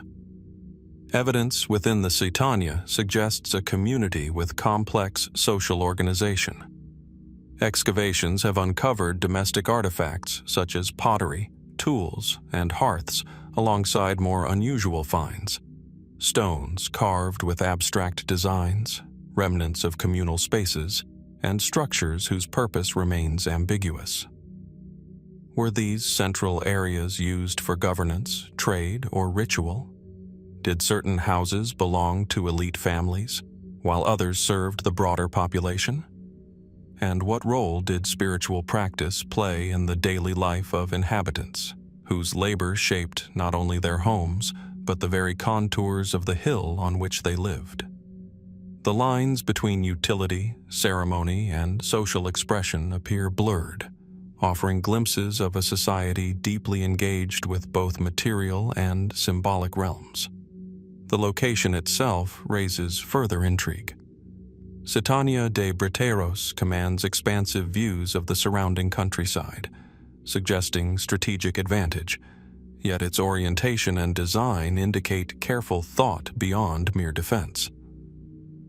Some researchers propose that particular vantage points may have served ritual or observational purposes, allowing inhabitants to track the sun, stars, or movements across the landscape. Could the community have been marking sacred events, territorial boundaries, or seasonal cycles through the deliberate arrangement of stone and space? And if so, how much of this knowledge has been lost over the centuries, leaving only the silent stones as testimony? The construction techniques at Briteiros are equally fascinating. Dry stone walls, terraces reinforced with boulders, and carefully arranged streets indicate not only technical skill, but also social cooperation. Organizing the labor required for such a project would have demanded leadership, planning, and an understanding of both human and material resources. Were these decisions guided by a central authority, collective consensus, or a combination of both? And what cultural imperatives inspired communities to invest so much time and energy into shaping their environment with such precision and permanence?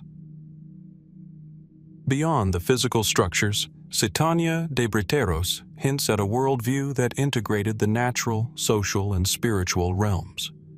Its proximity to rivers, fertile valleys, and the broader Iberian landscape may have been both practical and symbolic, situating the community at the intersection of survival, commerce, and ritual. Was the Citania a hub for surrounding villages, a center for trade and governance, or primarily a sacred site whose significance extended beyond daily life? And how did these overlapping functions influence the layout and construction of the settlement? Even today, walking among the ruins of Citania de Briteiros, one is struck by the careful organization of space, the placement of stones, the curves of terraces, and the remnants of streets that hint at a lived experience long vanished. The wind rustles through the grass, and shadows fall across the walls, creating a sense of movement and presence, as though the community itself lingers in the landscape, invisible yet palpable. Each stone seems to ask, who built me, for what purpose, and what stories did I witness in the lives of those who called this place home? Citania de Briteiros, like the Henge of Brodgar and Tap O'Noth before it, reminds us that ancient societies possessed both remarkable technical skill and a complex social imagination.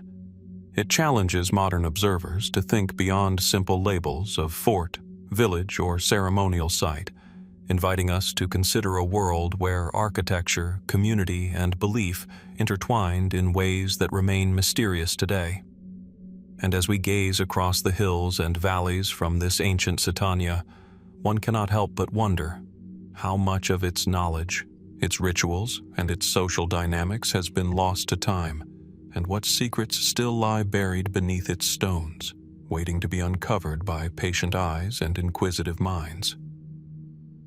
From the rolling hills and carefully arranged stones of northern Portugal, our journey turns northward once more, across the waters of the Celtic Sea, to the windswept northeastern coast of Scotland. Here, where cliffs meet the North Sea and the horizon stretches into mist and foam, lies Burghead Fort, a site steeped in history and legend.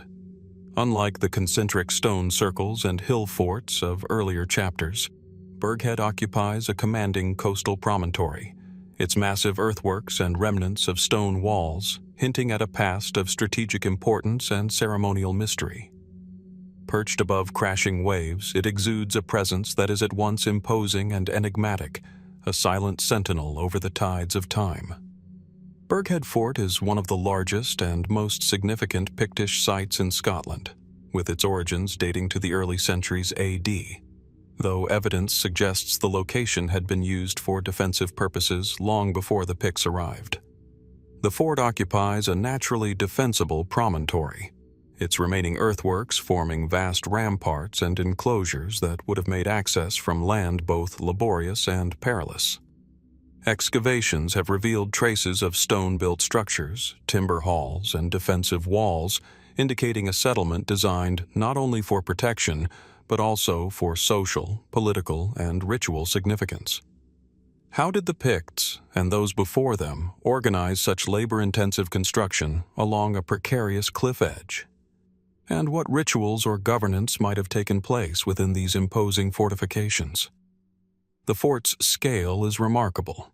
At its height, Burghead is believed to have enclosed several hectares, with multiple ramparts and ditches protecting the interior spaces. Within the fort, archaeological findings have uncovered traces of dwellings, craft production, and ceremonial artifacts, suggesting a complex, multifunctional community. Among the most intriguing discoveries are fragments of carved Pictish stones, some depicting enigmatic symbols, animals, and abstract patterns. These stones, often referred to as the Burghead bulls, depict horned creatures that may have held spiritual or mythological significance. Were these carvings protective talismans, representations of tribal identity, or markers of sacred rites? And what do they reveal about the belief systems of the Picts, a people who left no written records to explain their world? Burghead's location on a promontory raises further questions about the interaction between environment, defense, and ritual.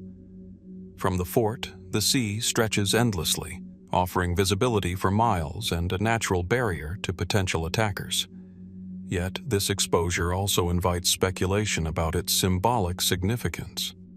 Did the fort's placement represent dominion over both land and sea, a statement of power to rival tribes, or a sacred connection to water, storms, and the rhythms of nature? Could certain rituals have been performed on the cliff edge, blending the elements of wind, water, and stone into ceremonial experience? And how might the fort's orientation have aligned with solar or lunar cycles, anchoring human activity to celestial rhythms? Despite the evidence of habitation, much of Burghead Fort's purpose remains a mystery. Archaeologists have debated whether the site functioned primarily as a military stronghold, a royal center, or a religious hub. Perhaps it was all three, its monumental walls accommodating social hierarchy, defense, and spiritual practice simultaneously. How did its inhabitants reconcile these roles? Did daily life unfold within the fort as a balance of survival, governance, and ritual? And to what extent did the surrounding landscape, the cliffs, the sea, the valleys, inform the design, scale, and function of the settlement? The fort's remaining earthworks and stone foundations reveal sophisticated construction techniques, with ditches and ramparts carefully shaped to maximize defense and stability. The placement of carved stones within the interior further suggests intentionality, perhaps marking sacred spaces, ceremonial routes, or community centers. How did the Picts and their predecessors coordinate the labor, knowledge, and materials required to construct such a formidable site? And what insights into social structure, leadership, and cultural values can be gleaned from the enduring stones and ramparts that still dominate the promontory? Artifacts and carvings from Burghead hint at a society deeply engaged with symbolism and ritual. The Burghead bulls, for instance, suggest a culture with a rich visual language, perhaps representing mythology, ancestral power, or spiritual authority. Yet without written records, the meanings of these symbols remain tantalizingly out of reach. What stories did they convey to those who lived within the fort? Were they protective icons, celebrations of divine or animal power, or markers of ritual cycles invisible to the uninitiated? And how did these visual cues integrate with the fort's architecture, spatial organization, and surrounding environment. Even today, standing upon the cliff-edge earthworks of Burghead Fort, the power and mystery of the site are palpable. The wind sweeps across the ramparts, carrying the sound of waves against the cliffs below, and shadows fall across the stones, hinting at the presence of people long gone. One cannot help but imagine the life of the fort, the rhythmic labor of construction, the communal gatherings, the ceremonies performed beneath open skies, the silent observation of the horizon for both friend and foe.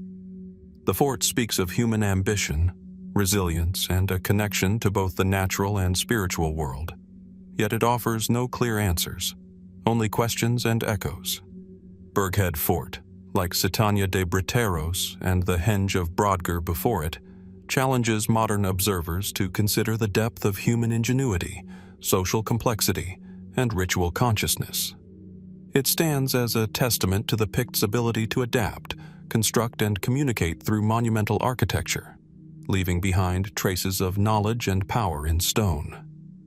And as we gaze from the cliff edge, over the churning sea and distant hills, we are left to wonder, what secrets remain buried beneath the ramparts? What rituals are forever lost to time? And how much of the Picts' worldview and social structure still waits to be rediscovered among the stones of Burghead? As the camera drifts over the rolling hills of northeast Scotland, a subtle mist clings to the heather and ancient stones, lending the landscape an otherworldly quiet. Nestled near the small town of Inverness, just a short distance from the waters of the Moray Firth, lies the Clava Cairns complex, an enigmatic cluster of burial mounds and standing stones that has quietly endured for over 4 millennia. From this vantage point, the arrangement of the cairns appears almost deliberate, like a carefully choreographed constellation frozen upon the earth. Each stone, weathered and lichen-covered, seems to whisper secrets of a time long vanished, inviting the observer to step closer, to wonder, and to question. Clava Cairns is not a singular monument, but a collection of over 50 cairns and ringed passage graves, dating roughly to 3000 to 2500 BC, in the late Neolithic period. At first glance, they may appear simply as ancient burial sites, typical of the era, constructed with painstaking labor and an understanding of stonework that rivals modern craftsmanship. Yet, upon closer inspection, the site's meticulous design reveals a sophistication that prompts deeper inquiry. Circular cairns, some with curbstones adorned with spiral carvings and cup marks, are arranged in ways that align with solar events.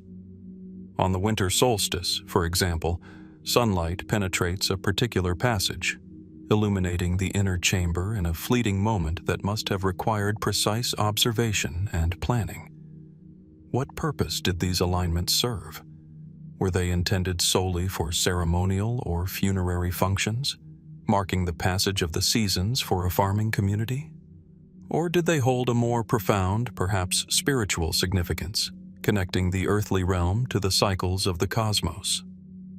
The spirals and cup marks etched into the stones only deepen the mystery.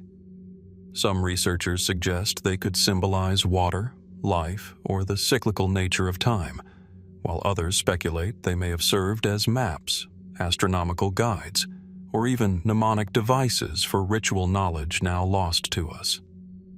The Clava Cairns are unique among Scottish Neolithic sites in several ways.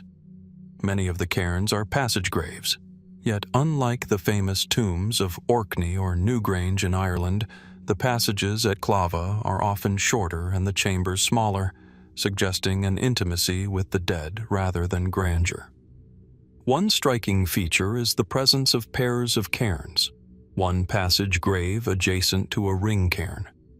These pairs are oriented with remarkable precision, their positions echoing patterns that some argue correspond to lunar cycles.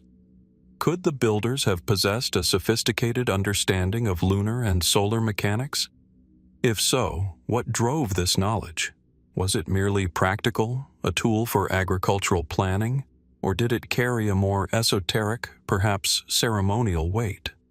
Walking among the stones today, one cannot help but sense a rhythm in the landscape.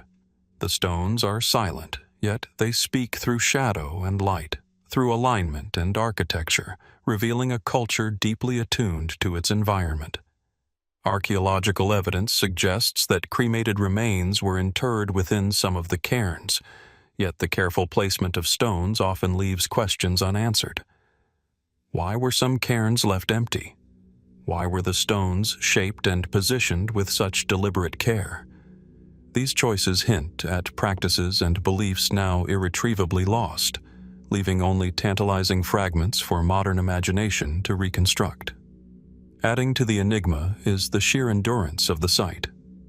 Unlike many ancient constructions, Clava Cairns has survived millennia relatively intact, its layout preserved against the relentless forces of nature and human activity. The weathered standing stones bear no inscriptions, no overt symbols beyond their carved spirals, yet their presence commands attention, compelling those who approach to confront the past directly. One might pause and consider, were these stones erected to honor the dead, to chart the heavens, or to serve some function that remains beyond modern understanding? And if so, what insights into Neolithic cosmology, spirituality, or ritual life might we be missing? Several alternative theories attempt to account for the site's enigmatic features. Some researchers have proposed that the Clava Cairns could have functioned as astronomical observatories, tracking not only the sun, but also lunar standstills, eclipses, or other celestial phenomena. Others speculate on the possibility of ritualized healing or initiation practices, suggesting that the site's architecture might have been designed to induce altered states of consciousness or to mark the passage from life to death. Even more speculative theories imagine the cairns as conduits of energy, aligning with ley lines or serving as focal points for Earth's magnetic forces. While such interpretations venture into the fringes of mainstream archaeology, they illustrate the enduring fascination that the Clava Cairns inspire. The human desire to decode the intentions of a civilization that left no written record, only stone. One cannot overlook the sense of choreography in the arrangement of the stones. Certain curbstones at Clava are deliberately recumbent, lying flat in contrast to the upright stones surrounding them, and some have small cup-like depressions. Could these have been markers for ceremonial pathways, guiding ritual participants along a prescribed route? Or were they symbolic, representing the deceased themselves, perhaps meant to interact with the sun or moon as part of a sacred calendar? The precision of placement suggests intent beyond simple burial, hinting at layers of meaning that modern observers can only speculate upon. Despite decades of study, much about Clava Cairns remains unresolved. The site is not only a relic of Neolithic life, but also a mirror reflecting our own curiosity, urging us to question what we think we know about the past. Archaeologists continue to analyze soil samples, isotopes, and radiocarbon dates to build a clearer picture of the people who once inhabited this landscape. Still, each discovery seems to open new avenues of inquiry rather than provide definitive answers. The more we learn, the more the stones seem to resist our understanding, their silent testimony evoking wonder and humility in equal measure. As the light fades over the rolling hills and the mist thickens, one can almost imagine the cairns alive with the echoes of ancient voices, ritual chants, the careful placement of stone, the reverent footsteps of those tending to the dead. Yet these sounds belong only to the imagination, leaving us with questions that refuse to settle. What drove these ancient builders to construct with such meticulous care? What ceremonies, beliefs, or knowledge have vanished along with them? And perhaps most provocatively, are there aspects of Clava Cairns hidden in plain sight that we are simply not equipped to perceive yet? The stones endure, unyielding as they have for thousands of years, guarding their secrets with patient stillness. And in their quiet presence, we are reminded that not all mysteries are meant to be solved. Some exist to provoke thought, to inspire exploration, and to connect us across the millennia to a human experience that is at once distant and strangely familiar. Clava Cairns remains, in every sense, an invitation to wonder, to question, and to recognize that some of the deepest truths about our past may forever remain just out of reach, shimmering on the horizon of history and imagination alike. Beyond the misty hills and rugged coastline of southern Cyprus lies the remnants of a world that once thrived over 7,000 years ago. Perched upon a low plateau overlooking fertile plains, the Neolithic settlement of Khirokitia emerges from the earth like a whisper from the past, a carefully organized labyrinth of circular stone houses that seems almost impossibly preserved. As the morning light spreads across the site, shadows stretch across low stone walls, tracing the contours of homes that have not seen life for millennia. Here, every rock, every curve of the foundations, carries the quiet weight of human endeavor, a testament to a society that once lived, worked, and dreamed in ways now lost to history. Khirokitia is one of the earliest known examples of a permanently occupied settlement in the eastern Mediterranean, dating roughly to 7,000 to 6,000 BC. Unlike the transient camps of earlier hunter-gatherers, its inhabitants built with permanence in mind. Circular dwellings, constructed from unhewn stones and mud, are clustered in tight, organized formations. Some are as small as 3 meters in diameter, while others suggest communal or ritual use. Inside, the walls would have been coated with mud and plastered smooth, and small hearths hint at daily domestic life. Yet, despite the apparent simplicity, there is a deliberate sophistication to the settlement's layout. Houses are interconnected by narrow, winding pathways, suggesting a society with both an awareness of spatial planning and a strong sense of communal living. Walking among the ruins today, one cannot ignore the sense of continuity and rhythm in the arrangement of the structures.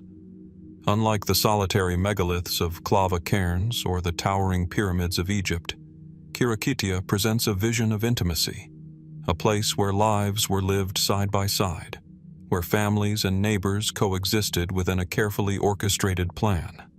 How did the builders decide the placement of each home? Were these decisions purely practical, designed to maximize sunlight and protection from the elements, or did they follow a social, perhaps spiritual logic that is no longer evident to us? Artifacts recovered from the site provide glimpses into daily life and ritual. Pottery fragments, finely decorated with geometric patterns, suggest a culture deeply attuned to aesthetics and symbolism. Stone tools, obsidian blades, and grinding implements speak to a people skilled in both hunting and agriculture, capable of managing domestic crops alongside pastoral herding. Yet perhaps most intriguing are the terracotta figurines that appear throughout the settlement. Many depict human forms, often with exaggerated features, raising questions about their purpose. Were they objects of worship, protective talismans, or symbolic representations of fertility and lineage? Some scholars have proposed that these figurines served as markers of family identity, or even as a medium for storytelling, a way to pass down knowledge in a society without written language.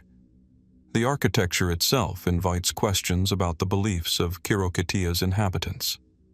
The circular shape of the houses, repeated consistently throughout the site, evokes cycles of the moon, the seasons, and human life itself. Could these circles represent a spiritual worldview, a reflection of natural rhythms embedded in daily life?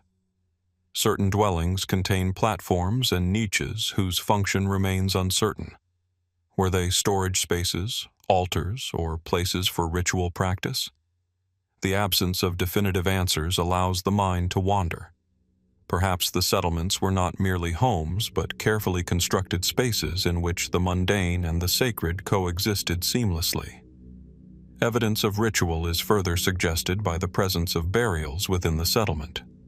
Some graves are located beneath the floors of houses, indicating a practice of interring the dead close to the living, a form of ancestral reverence. Cremation does not appear to have been the practice here. Instead, the dead were often flexed in shallow pits, surrounded by grave goods such as tools, pottery, and figurines. What prompted these choices? Was it an expression of continuity, an attempt to bind the living and the dead within the same protective sphere?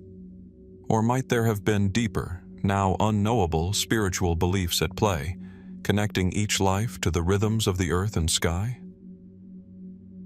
Khirokitia's sudden abandonment around 6000 BC remains another enigma.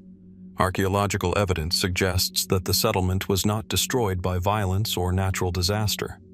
Rather, it appears to have been slowly depopulated. What circumstances drove this exodus? Environmental change, resource depletion, or social shifts may have played a role, but the true story remains elusive. Some fringe theories speculate about abrupt climatic events or even unknown external pressures, though mainstream archaeology emphasizes gradual social and ecological factors. Regardless, the disappearance of Khirokitia adds a layer of poignancy to the site. A thriving, intricate society that left no written records, only stones, pottery, and the silent testimony of earthbound remnants. The layout and design of Khirokitia also raise intriguing questions about technological and social innovation. The settlement demonstrates a remarkable understanding of communal architecture, structural stability, and spatial organization. Each home was carefully constructed, sometimes with thick stone walls capable of supporting thatched roofs, and entrances are uniformly low, perhaps to retain heat or offer protection. In addition, the repetition of certain architectural features suggests a shared cultural language, a codified knowledge transmitted across generations. How was this knowledge communicated without writing? Were there master builders or elders guiding the process, or did the understanding emerge collectively within the community? The answers remain tantalizingly out of reach. Speculation extends further when considering the role of Khirokitia within the broader Neolithic world. Was it an isolated settlement, or part of a network of contemporaneous communities across Cyprus and the eastern Mediterranean? Trade in obsidian, shells, and other materials indicates connections with distant regions, hinting at an awareness of the wider world that belies the modest scale of the site.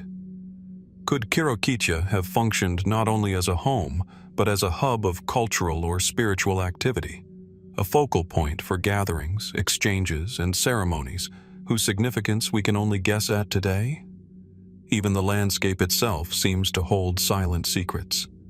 The plateau affords a commanding view of the surrounding plains and nearby hills, perhaps chosen deliberately for its vantage or its fertility.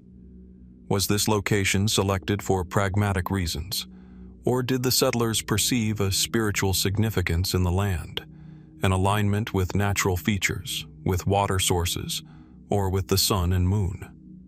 Modern surveys have yet to detect any clear astronomical alignments, but some researchers suggest that subtle patterns may still lie hidden in the terrain, visible only when viewed through the lens of ancient perception. Walking among the stones of Khirokitia, one senses a profound stillness. The settlement is not grandiose, nor is it designed to awe. Rather, it conveys a sense of intimacy, of daily life intertwined with cycles of nature and the rhythms of human relationships. Yet within this ordinariness lies extraordinary mystery. How did these people conceive of home, community, and the passage of time? What stories were told within these circular walls, and which of them have vanished into oblivion? And above all, what truths about Neolithic life, spirituality, and societal organization might we still be incapable of perceiving? As the sun dips low over the plateau, casting long shadows across the ancient stones, Khirokitia exudes a quiet endurance. The settlement endures not merely as a collection of ruins, but as a mirror reflecting humanity's earliest attempts to shape the world, to build permanence, and to make meaning. Its mysteries remain unsolved, yet they beckon with a subtle insistence, inviting us to imagine the lives that once animated this space, the minds that devised its architecture, and the rituals that gave rhythm to existence. Khirokitia stands as a reminder that history is often a landscape of questions, not answers, and that the further we gaze into the past, the more we confront the enduring enigma of human life itself. Rising gently from the sun-baked plains of southern Minorca, the Talayotic settlement of Torre de Galmés presents a panorama both commanding and quietly enigmatic. From a distance, its clusters of massive stone structures and labyrinthine alleyways seem almost to ripple across the hills, their shapes softened by centuries of wind and time.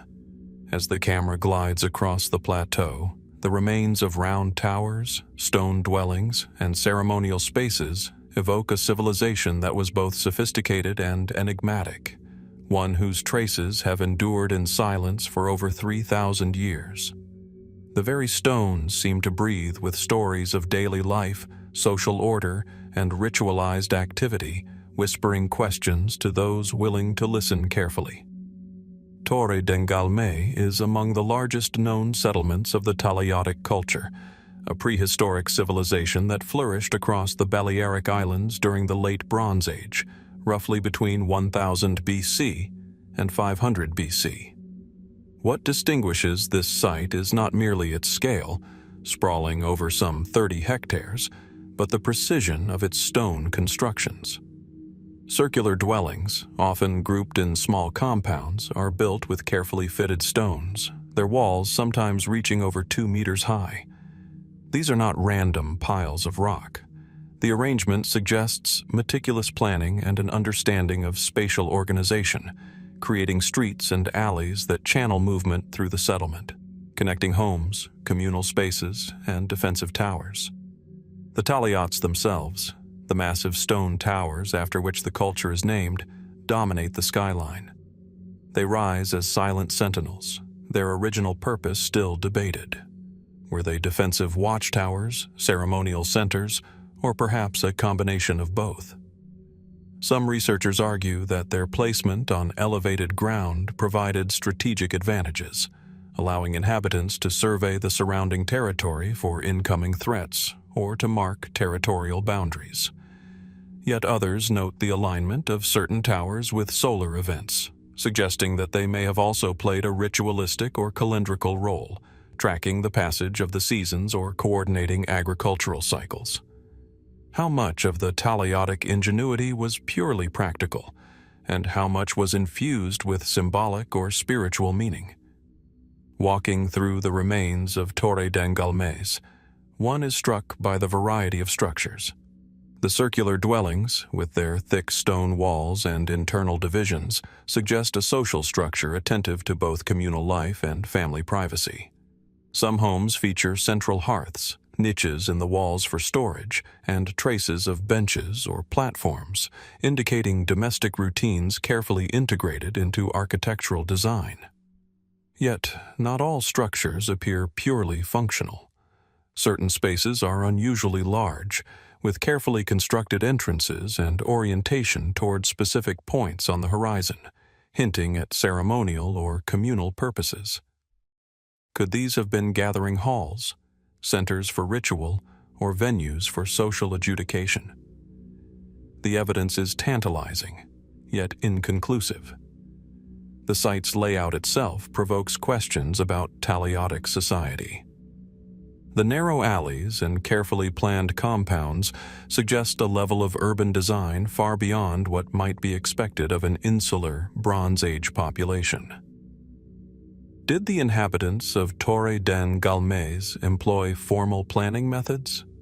Were there master builders or planners whose knowledge was passed down orally, or did the understanding emerge organically through communal effort? Archaeologists continue to debate these questions, yet the very existence of such sophisticated organization speaks to a culture that was socially complex and highly coordinated. Adding to the intrigue are the ritualistic elements scattered throughout the settlement. The so-called Tala precincts, Large T-shaped stone monuments found in other Talayotic sites are absent here, yet several stone alignments and circular enclosures may have served similar ceremonial purposes. Some of these structures align with cardinal points or celestial markers, prompting speculation that Torre dan Galmés functioned as more than a home. It may have been a focal point for spiritual observances or agricultural rites. Were these spaces designed to connect the human and the divine, or to regulate communal activity according to the cycles of the sun and moon? The answers remain elusive, but the careful construction and orientation of these features suggest an intentionality that continues to captivate researchers. Artifacts recovered from Torre dan Galmés offer glimpses into the lives of its inhabitants. Pottery fragments, often simple yet robust, indicate daily domestic activity, while finely carved stone tools speak to craftsmanship and practical ingenuity. Some finds hint at trade and connectivity beyond Minorca, suggesting that the settlement was part of a network of Talayotic communities across the Balearic Islands and perhaps even in contact with the wider Mediterranean world.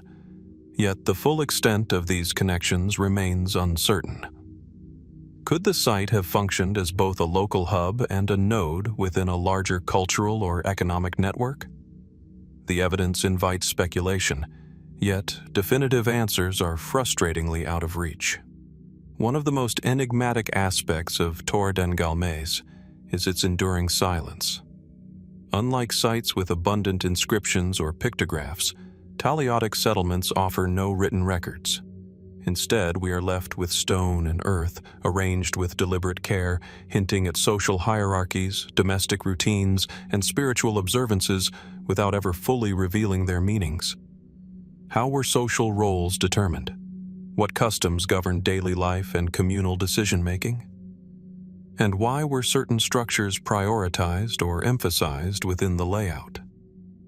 Every stone placement seems intentional, yet the human narrative that inspired it remains hidden, allowing imagination to fill the gaps. The defensive considerations of the site are equally compelling. Many Talayotic settlements, including Torre dan Galmés, are located on elevated ground, providing natural fortification. Yet the walls themselves are constructed with precision, forming complex entrances and enclosures that suggest strategic thought. Were these defensive measures primarily against neighboring groups, or could they have served symbolic purposes, demarcating sacred or communal space? Some fringe theories even propose that the towers were used to manipulate light and shadow, signaling across the landscape or marking celestial events.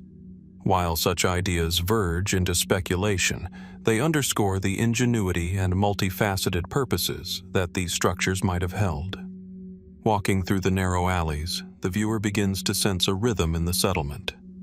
Circular dwellings echo one another, forming clusters that create micro-communities within the larger settlement. The placement of towers, the orientation of entrances, and the alignments of certain stones hint at a society that was simultaneously organized, ceremonial, and observant of natural cycles. It is a world that feels both familiar and alien, its sophistication hidden in plain sight, challenging modern assumptions about the capabilities of Bronze Age societies in the Mediterranean. Even the natural environment plays a role in the enigma of Torre dan Galmés. From its elevated position, the settlement commands expansive views of Minorca's landscape, encompassing arable plains, rugged hills, and distant coastlines. This vantage point may have been chosen for practical reasons, such as surveillance or agriculture, yet it also imbues the site with a symbolic resonance.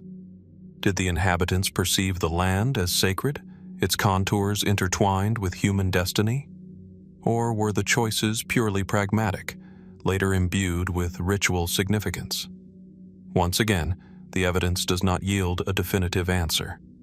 As the sun begins its slow descent over the Mediterranean horizon, shadows stretch across the ancient stones, highlighting the intricate craftsmanship and the deliberate arrangements that have survived millennia. Torre dan Galmés stands not merely as a collection of ruins, but as a testament to human ingenuity, social complexity, and the enduring desire to understand and shape the world. Yet it also serves as a reminder of how much has been lost. What knowledge, beliefs, and practices vanished with the last inhabitants? Which layers of meaning remain buried beneath stone and soil, invisible to all but the imagination? Torre den Galmés invites contemplation rather than resolution. It asks us to consider the lives of people who balanced survival, community, and ritual within a landscape that was both challenging and inspiring. It encourages us to ponder the mysteries of social organization, architectural skill, and spiritual life in a society that left no written record, only enduring stone as its testament. And in the end, as the wind stirs the dry grasses and the shadows deepen among the ruins, we are left with a single compelling question. What secrets lie still hidden in these stones, waiting for eyes attuned enough to see them? From the sunlit terraces and Talayotic towers of Minorca, we journey northward across the sea to the cold, windswept landscapes of Denmark, where history shifts from the Bronze Age into the Viking era. Here lies Trelleborg, a Viking ring fortress whose circular perfection and enigmatic purpose continue to captivate archaeologists and historians alike. Nestled amid the fertile plains of southern Zealand, Trelleborg appears from a distance as a simple geometric shape etched into the earth, a perfect circle surrounded by ditches, ramparts, and gateways. Yet closer inspection reveals a sophistication that is both practical and symbolic, a testament to the organizational prowess and worldview of the Viking builders who flourished here more than 1,000 years ago. The fortress dates to around 980 AD, during the reign of Harald Bluetooth, a king whose rule is intertwined with both the consolidation of Denmark and the Christianization of Scandinavia. Unlike earlier hill forts, the scale, symmetry, and precision of Trelleborg are extraordinary. Archaeological surveys reveal a perfect circular design with 4 gates aligned to the cardinal points, dividing the interior into 4 quadrants. Within these divisions, longhouses are systematically arranged, forming orderly streets and uniform neighborhoods. This architectural precision hints at careful planning and central authority, suggesting that Trelleborg was not merely a defensive stronghold, but a statement of power, order, and cultural identity. How did the builders achieve such exact geometry without modern instruments, and what inspired the insistence on perfect symmetry in a landscape dictated by natural topography? Trelleborg's function remains a subject of intense debate. Some scholars posit that it served primarily as a military base, a defensive stronghold designed to control territory and facilitate rapid mobilization of troops. Others suggest it was a center of administration, trade, and governance, where Harald Bluetooth consolidated power and projected authority across the region.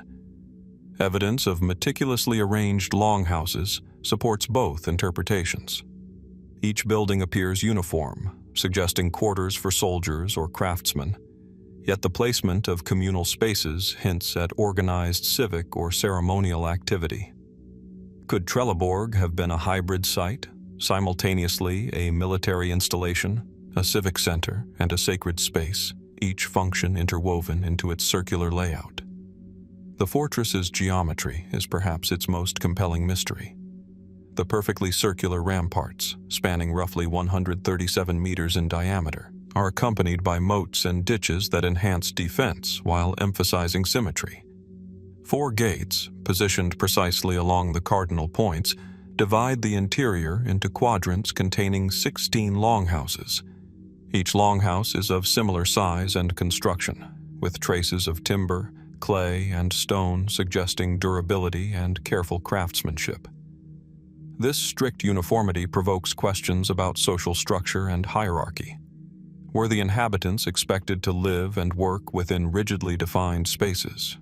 Or did the arrangement serve a more symbolic purpose, conveying order, divine sanction, or the power of the king to impose structure upon both men and land. Artifacts recovered from Trelleborg shed some light on daily life, but also deepen the mystery. Tools, weapon fragments, and domestic items have been uncovered, pointing to a mixed population of soldiers, craftsmen, and possibly administrative officials.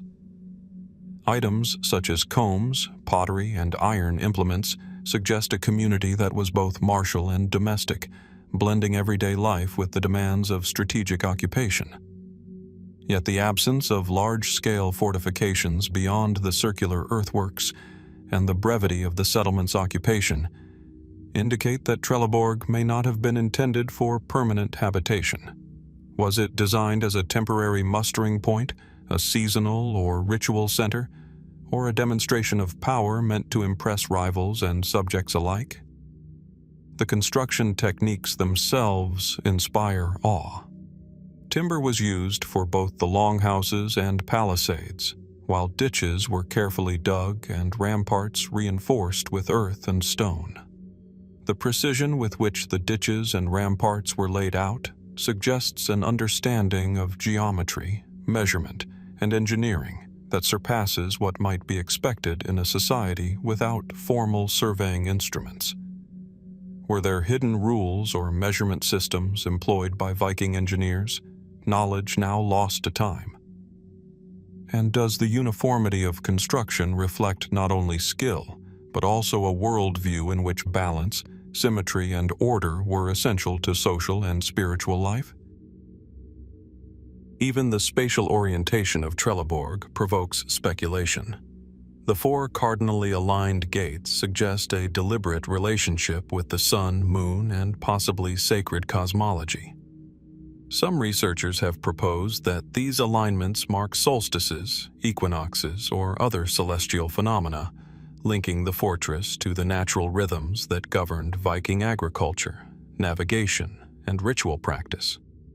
Could Trelleborg have functioned as both a fort and a celestial observatory, a place where earthly power and cosmic order were intertwined? If so, how deeply were these astronomical considerations embedded in Viking cultural consciousness, and how might they have influenced the construction of other ring forts scattered across Denmark and southern Sweden? Trelleborg is not an isolated anomaly.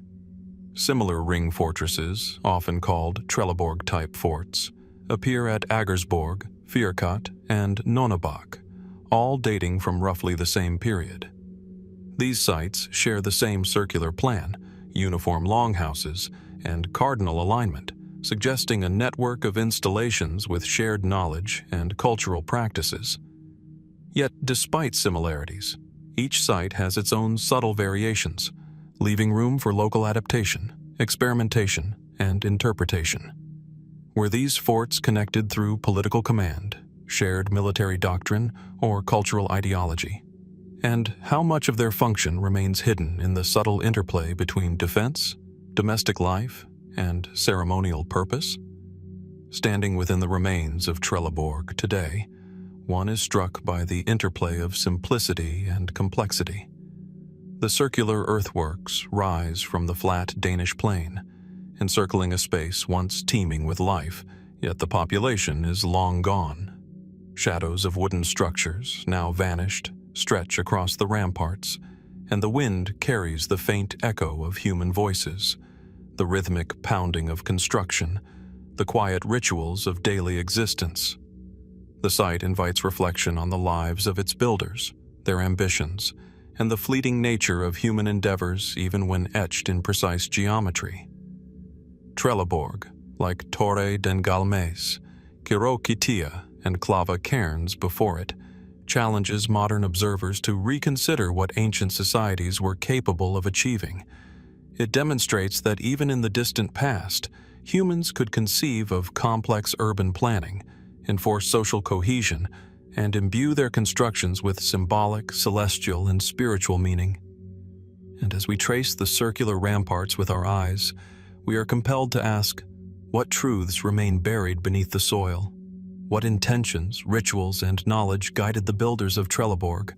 and how many of their secrets lie hidden, waiting for the attentive observer to uncover the delicate interplay of geometry, life, and mystery encoded in this remarkable Viking fortress?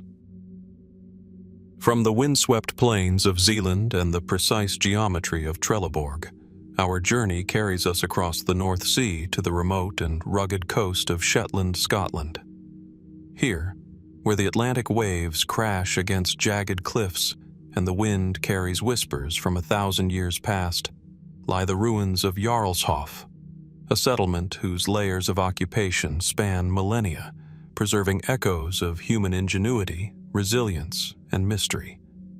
Unlike the singular periods represented at Trelleborg, Jarlshof is a palimpsest of history, a remarkable site where Neolithic huts, Bronze Age structures, Iron Age wheelhouses, Norse longhouses, and medieval buildings coexist in a landscape steeped in both continuity and change.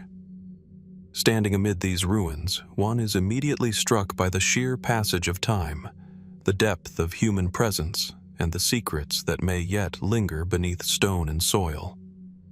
The site of Jarlshof is perched on a rocky promontory overlooking Burghead, providing a commanding view of the surrounding waters and land. This location was not chosen at random. It offered access to maritime resources, arable land, and strategic defense. Archaeological evidence indicates that the first occupation began in the late Neolithic, around 2500 BC, with simple circular dwellings partially built into the earth. These early inhabitants shaped their homes from the stones scattered across the promontory, creating spaces that were both protective and functional, allowing them to endure the harsh northern climate. What compelled these early settlers to establish a permanent presence in such an exposed location? Was it the promise of abundant resources, or did the site hold spiritual or symbolic significance that we can only imagine? As the millennia unfolded, Jarlshof grew increasingly complex. By the Bronze Age, roughly 2000 to 800 BC, the site had expanded to include more substantial structures, including rectangular and circular stone houses, ceremonial cairns, and enclosures.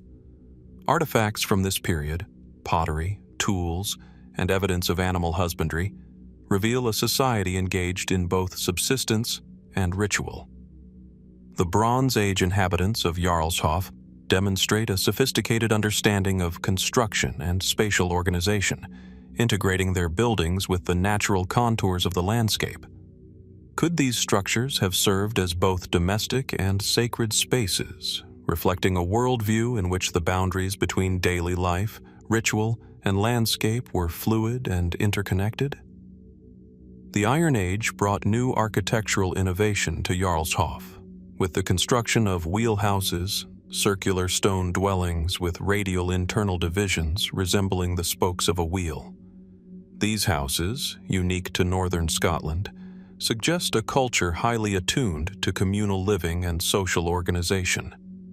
Each wheelhouse could accommodate extended families or social units, and their carefully planned interiors imply knowledge of ventilation, heating, and domestic management. Yet, while much about these structures is understood, their deeper cultural and symbolic significance remains elusive. Were they merely practical dwellings, or did their circular design, repeated across generations, reflect cosmological or spiritual beliefs, a deliberate echo of the cycles of nature, time, or ancestry? The Norse period adds another layer of intrigue to Jarlshof. Around the 9th century AD, Viking settlers established longhouses atop earlier remains, blending their architectural style with the landscape's existing forms. These longhouses, elongated rectangular structures with central hearths, were designed for both communal living and social display. Artifacts from this period, including tools, jewelry, and fragments of Norse inscriptions, suggest a society simultaneously practical and sophisticated, one that navigated both the material and symbolic worlds. How did the Norse inhabitants perceive the older structures beneath their feet? Did they see the Neolithic, Bronze Age, and Iron Age foundations as sacred, historical, or simply convenient? And how did their occupation shape, reinterpret, or preserve the memory of earlier societies at Jarlshof? Excavations at Jarlshof have revealed more than architecture. They expose a rich tapestry of daily life and ritual practice. Pottery fragments indicate cooking and storage, while animal bones suggest hunting, fishing, and domestication.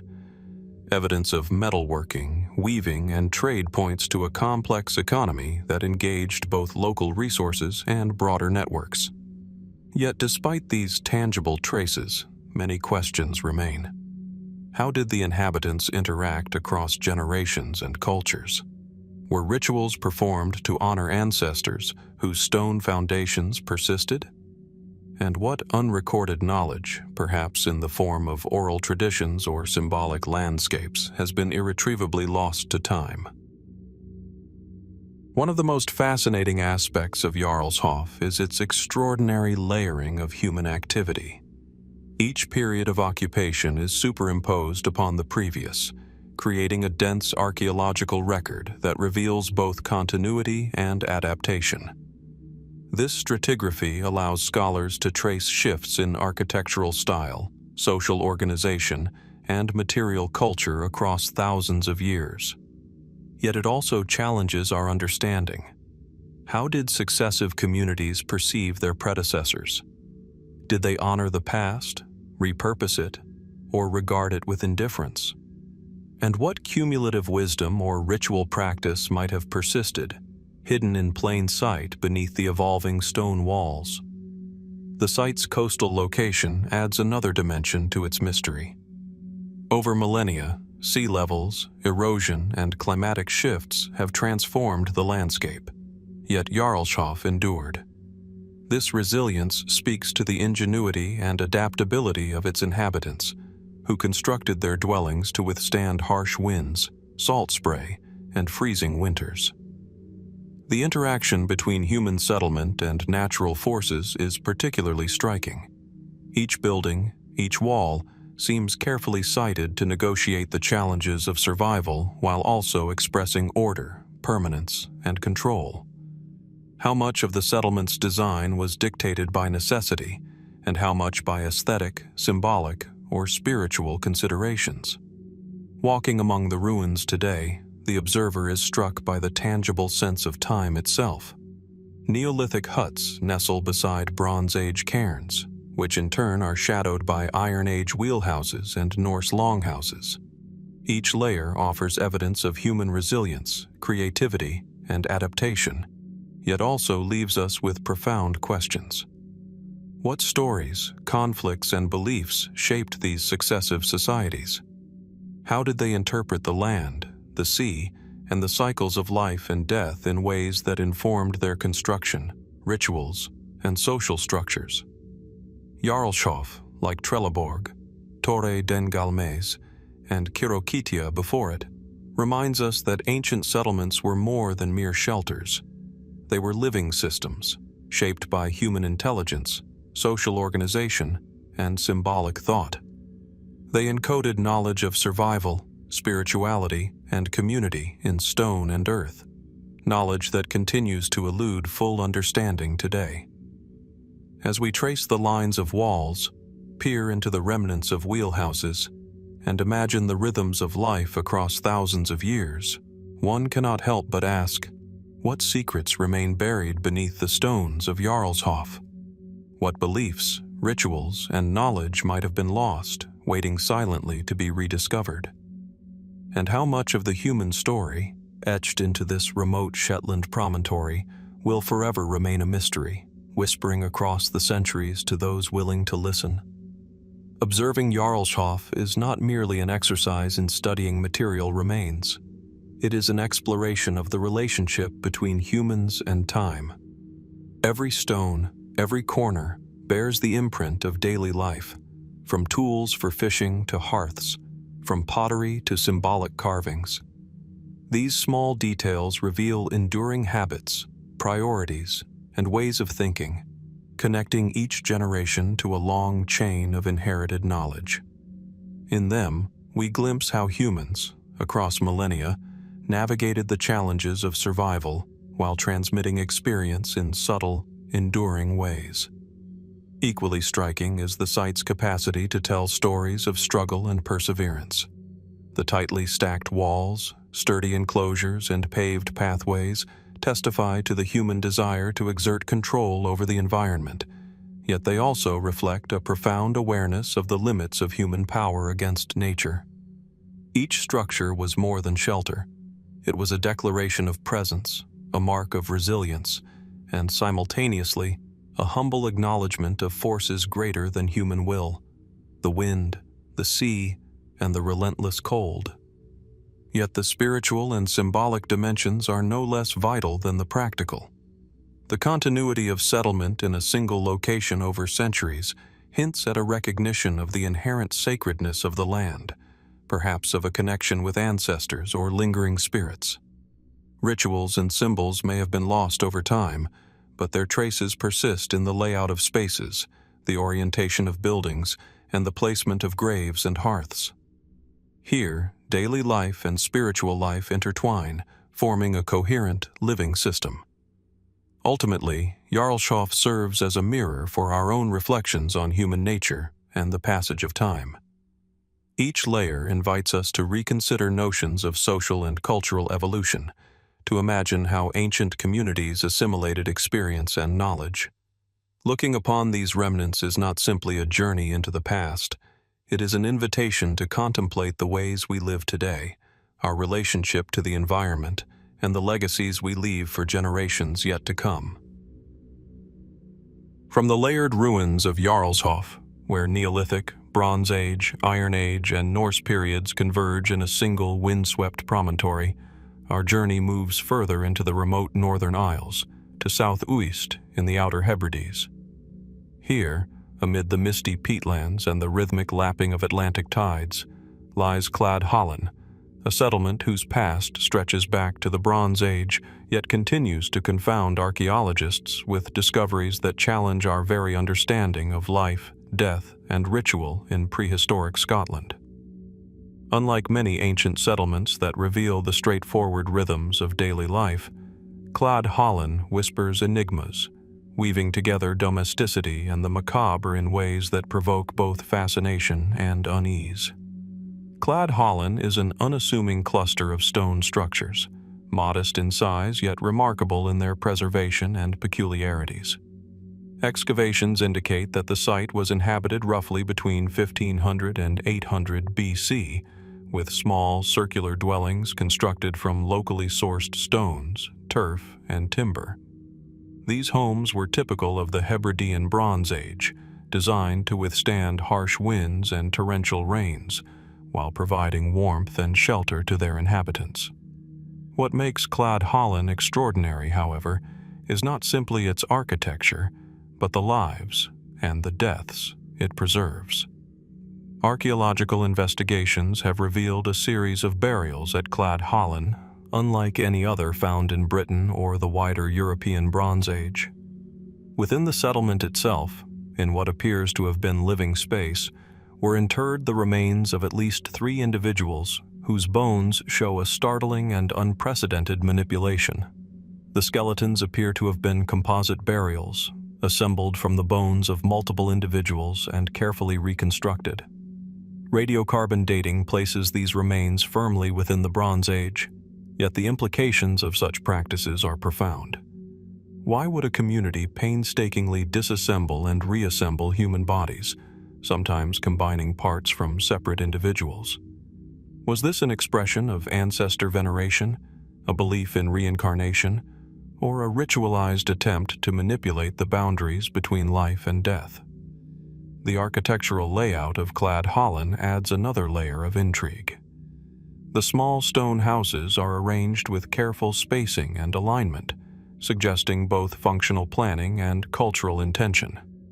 Hearths, storage pits, and domestic artifacts indicate that these dwellings were lived in, but their co-location with human remains blurs the line between home and tomb.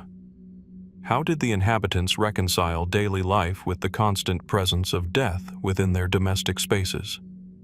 Did this proximity reflect a deeply held spiritual belief in which the ancestors' presence was protective, guiding, or even authoritative?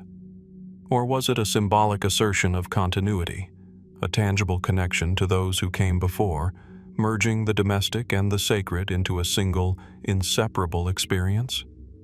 Evidence from Clad Holland also suggests that these practices were not isolated incidents, but rather part of a coherent cultural tradition. The careful positioning of bones, the selective preservation of certain skeletal elements, and the repeated use of domestic structures for burial over centuries indicate intentionality and ritualized behavior. Yet, despite decades of study, the reasoning behind these practices remains enigmatic.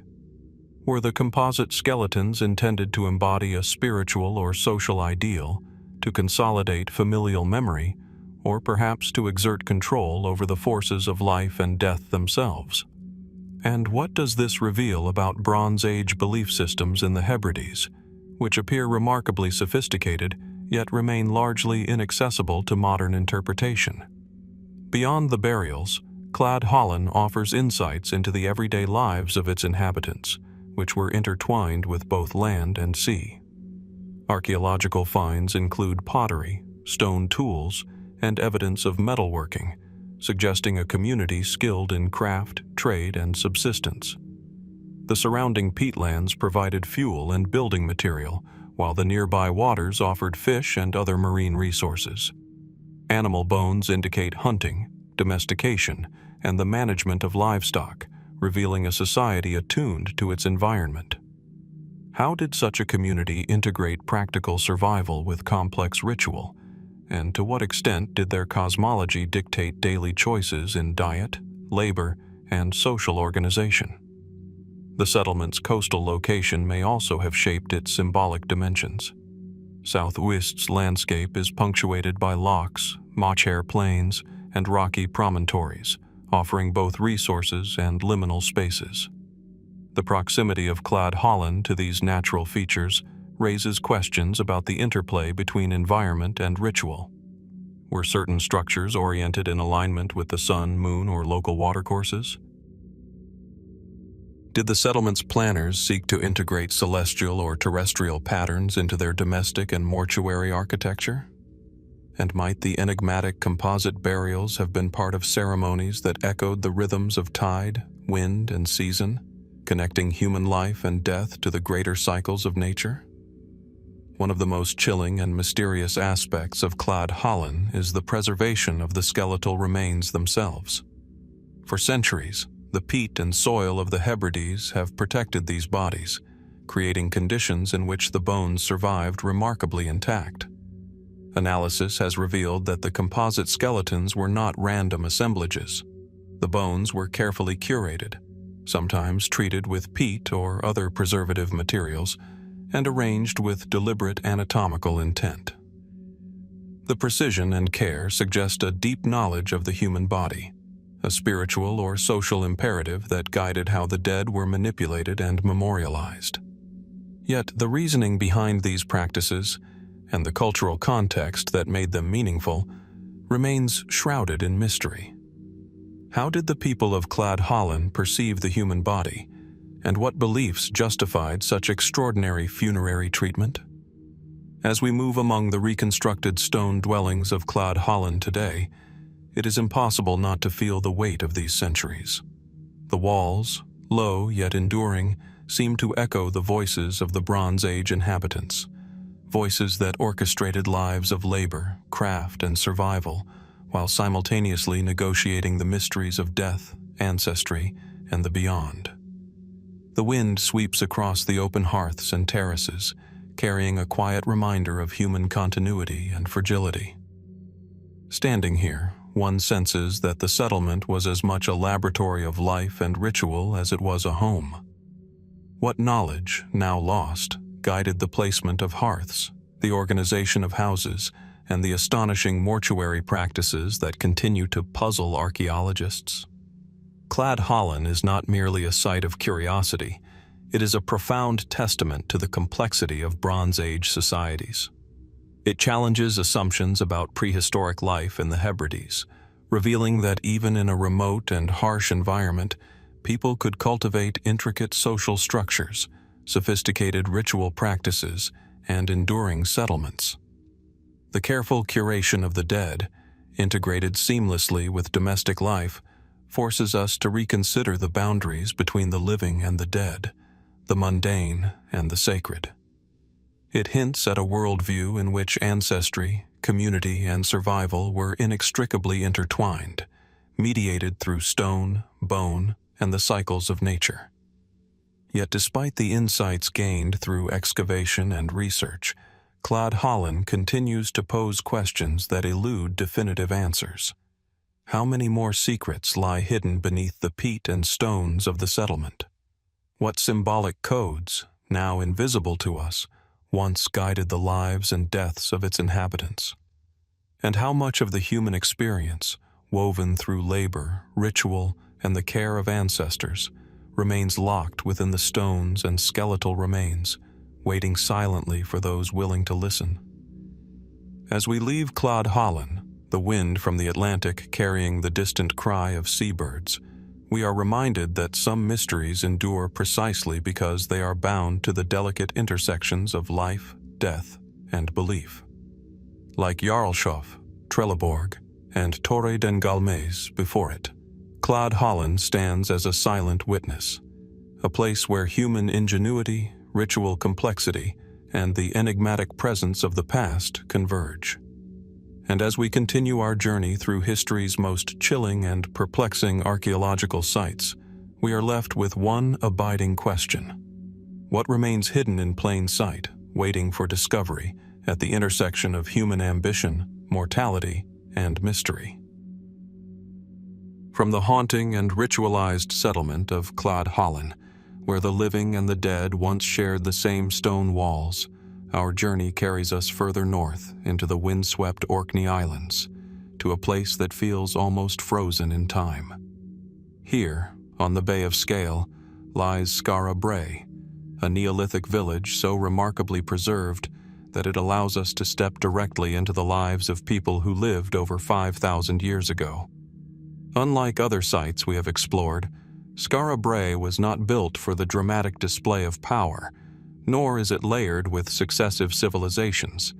It is a singular, coherent testament to human ingenuity and adaptation in an environment both beautiful and unforgiving. At first glance, Skara Brae appears almost surreal.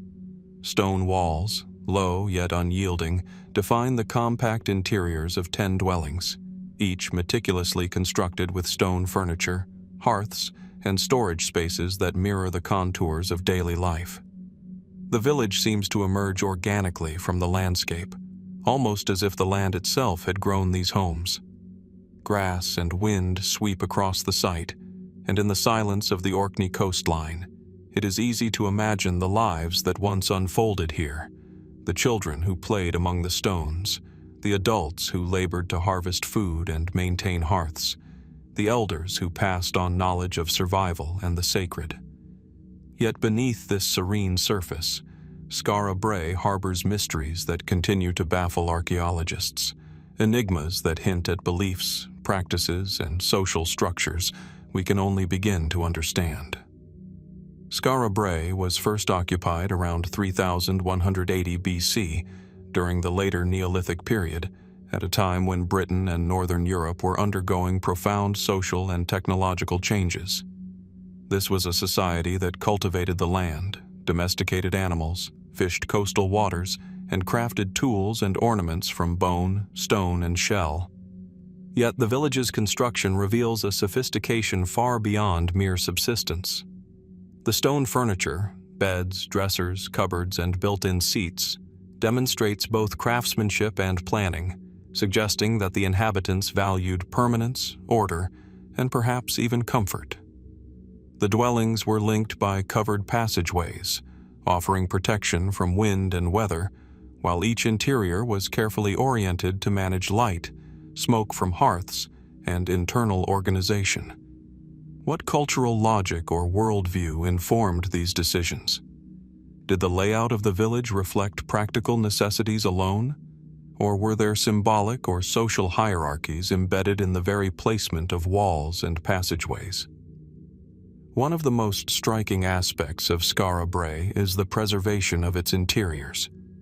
Unlike many contemporary Neolithic sites, where time has erased furniture and structural details, Skara Brae retains the stone-built hearths, shelves, and even stone-lined drains. These drains, ingeniously designed to carry away water, hint at an understanding of sanitation and practical engineering that is extraordinary for the period. How did the people of Skara Brae achieve such enduring precision, and what knowledge or experimentation allowed them to build structures capable of withstanding millennia of storms and erosion? Artifacts recovered from the village deepen the mystery. Stone tools, beads, and decorative objects suggest not only practicality but also aesthetic sensibility. Bone needles, antler pins, and personal ornaments hint at an intricate social life, one in which identity, craft, and symbolism were closely intertwined. Yet, curiously, there is little evidence of large-scale ceremonial or monumental activity within Skara Brae itself. Could the village have been primarily domestic and communal, leaving ritual or spiritual practices to nearby ceremonial sites, such as the standing stones or cairns found elsewhere in Orkney? Or did the arrangement of homes, hearths, and furniture encode rituals in ways that remain invisible to modern eyes, integrating belief seamlessly into the rhythm of daily existence? The environmental context of Skara Brae also invites questions about human adaptation and resilience. The village was originally built inland, but was later buried under sand dunes, likely as a result of environmental shifts such as coastal erosion, storms, or gradual changes in landscape dynamics. It was this burial that, paradoxically, preserved the village almost intact.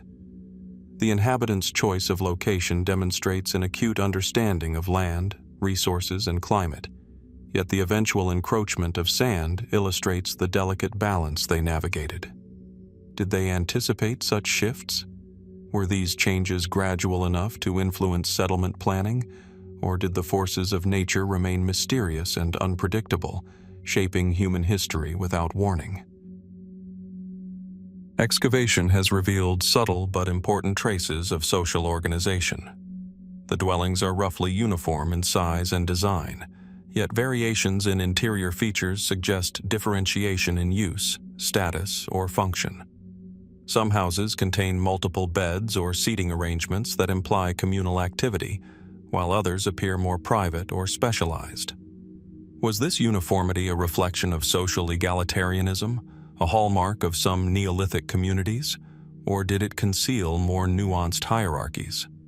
And how did daily life, the preparation of food, crafting of tools, care of children, interact with social cohesion, cooperation, and identity in a village that seems simultaneously ordinary and extraordinary? Beyond the walls, Skara Brae exists in a landscape rich with enigmas. The Orkney archipelago is dotted with Neolithic ceremonial structures, standing stones, henges, and cairns that suggest a broader spiritual and cultural context. How did the inhabitants of Skara Brae relate to these sites? Did the village form part of a network of settlements connected by trade, ritual, and social exchange? Or was it intentionally isolated, a microcosm of domestic and communal life shaped by both practicality and sacred understanding? Perhaps the most mysterious element of Skara Brae is what it does not reveal.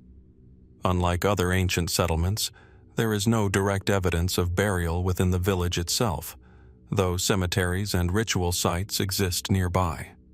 This absence raises questions about Neolithic beliefs surrounding death, ancestry, and the afterlife. Did the villagers perceive death as a separate domain, outside the confines of their domestic space? Or were symbolic traces of mortality, memory, and the sacred embedded subtly within the architecture and arrangement of their homes, leaving a coded imprint we have yet to decipher? Walking through the stone passageways today, it is easy to sense both intimacy and mystery. The village appears frozen in time, yet its very preservation evokes questions about the resilience and ingenuity of human societies and the fragility of human memory. Each hearth, each bed, each stone-lined drain speaks to lives carefully constructed, habits observed across generations, and knowledge transmitted through experience and tradition. And yet, so much remains hidden. How did these people perceive their place in the world? The sea that lapped at the coast, the wind that reshaped their landscape, and the rhythms of life and death that governed their existence. Skara Brae challenges us to think beyond simple survival or architecture.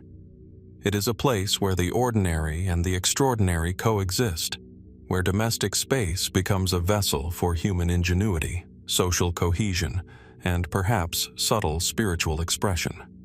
It raises questions about how prehistoric people understood their environment, their communities, and their own existence. And, as with Clad Holland, we are reminded that much of human experience, belief, ritual, identity, and memory is encoded not in texts or monuments, but in the quiet, enduring work of daily life, shaped into stone, hearth, and passage. As we leave Skara Brae, looking back at the low stone walls against the Atlantic sky, we are confronted with a lingering question.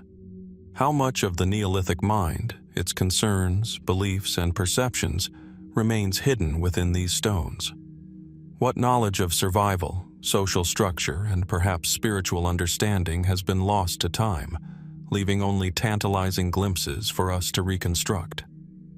And how many other settlements, like Skara Brae, remain buried or erased, waiting for the winds of discovery to reveal the silent testimony of lives long past?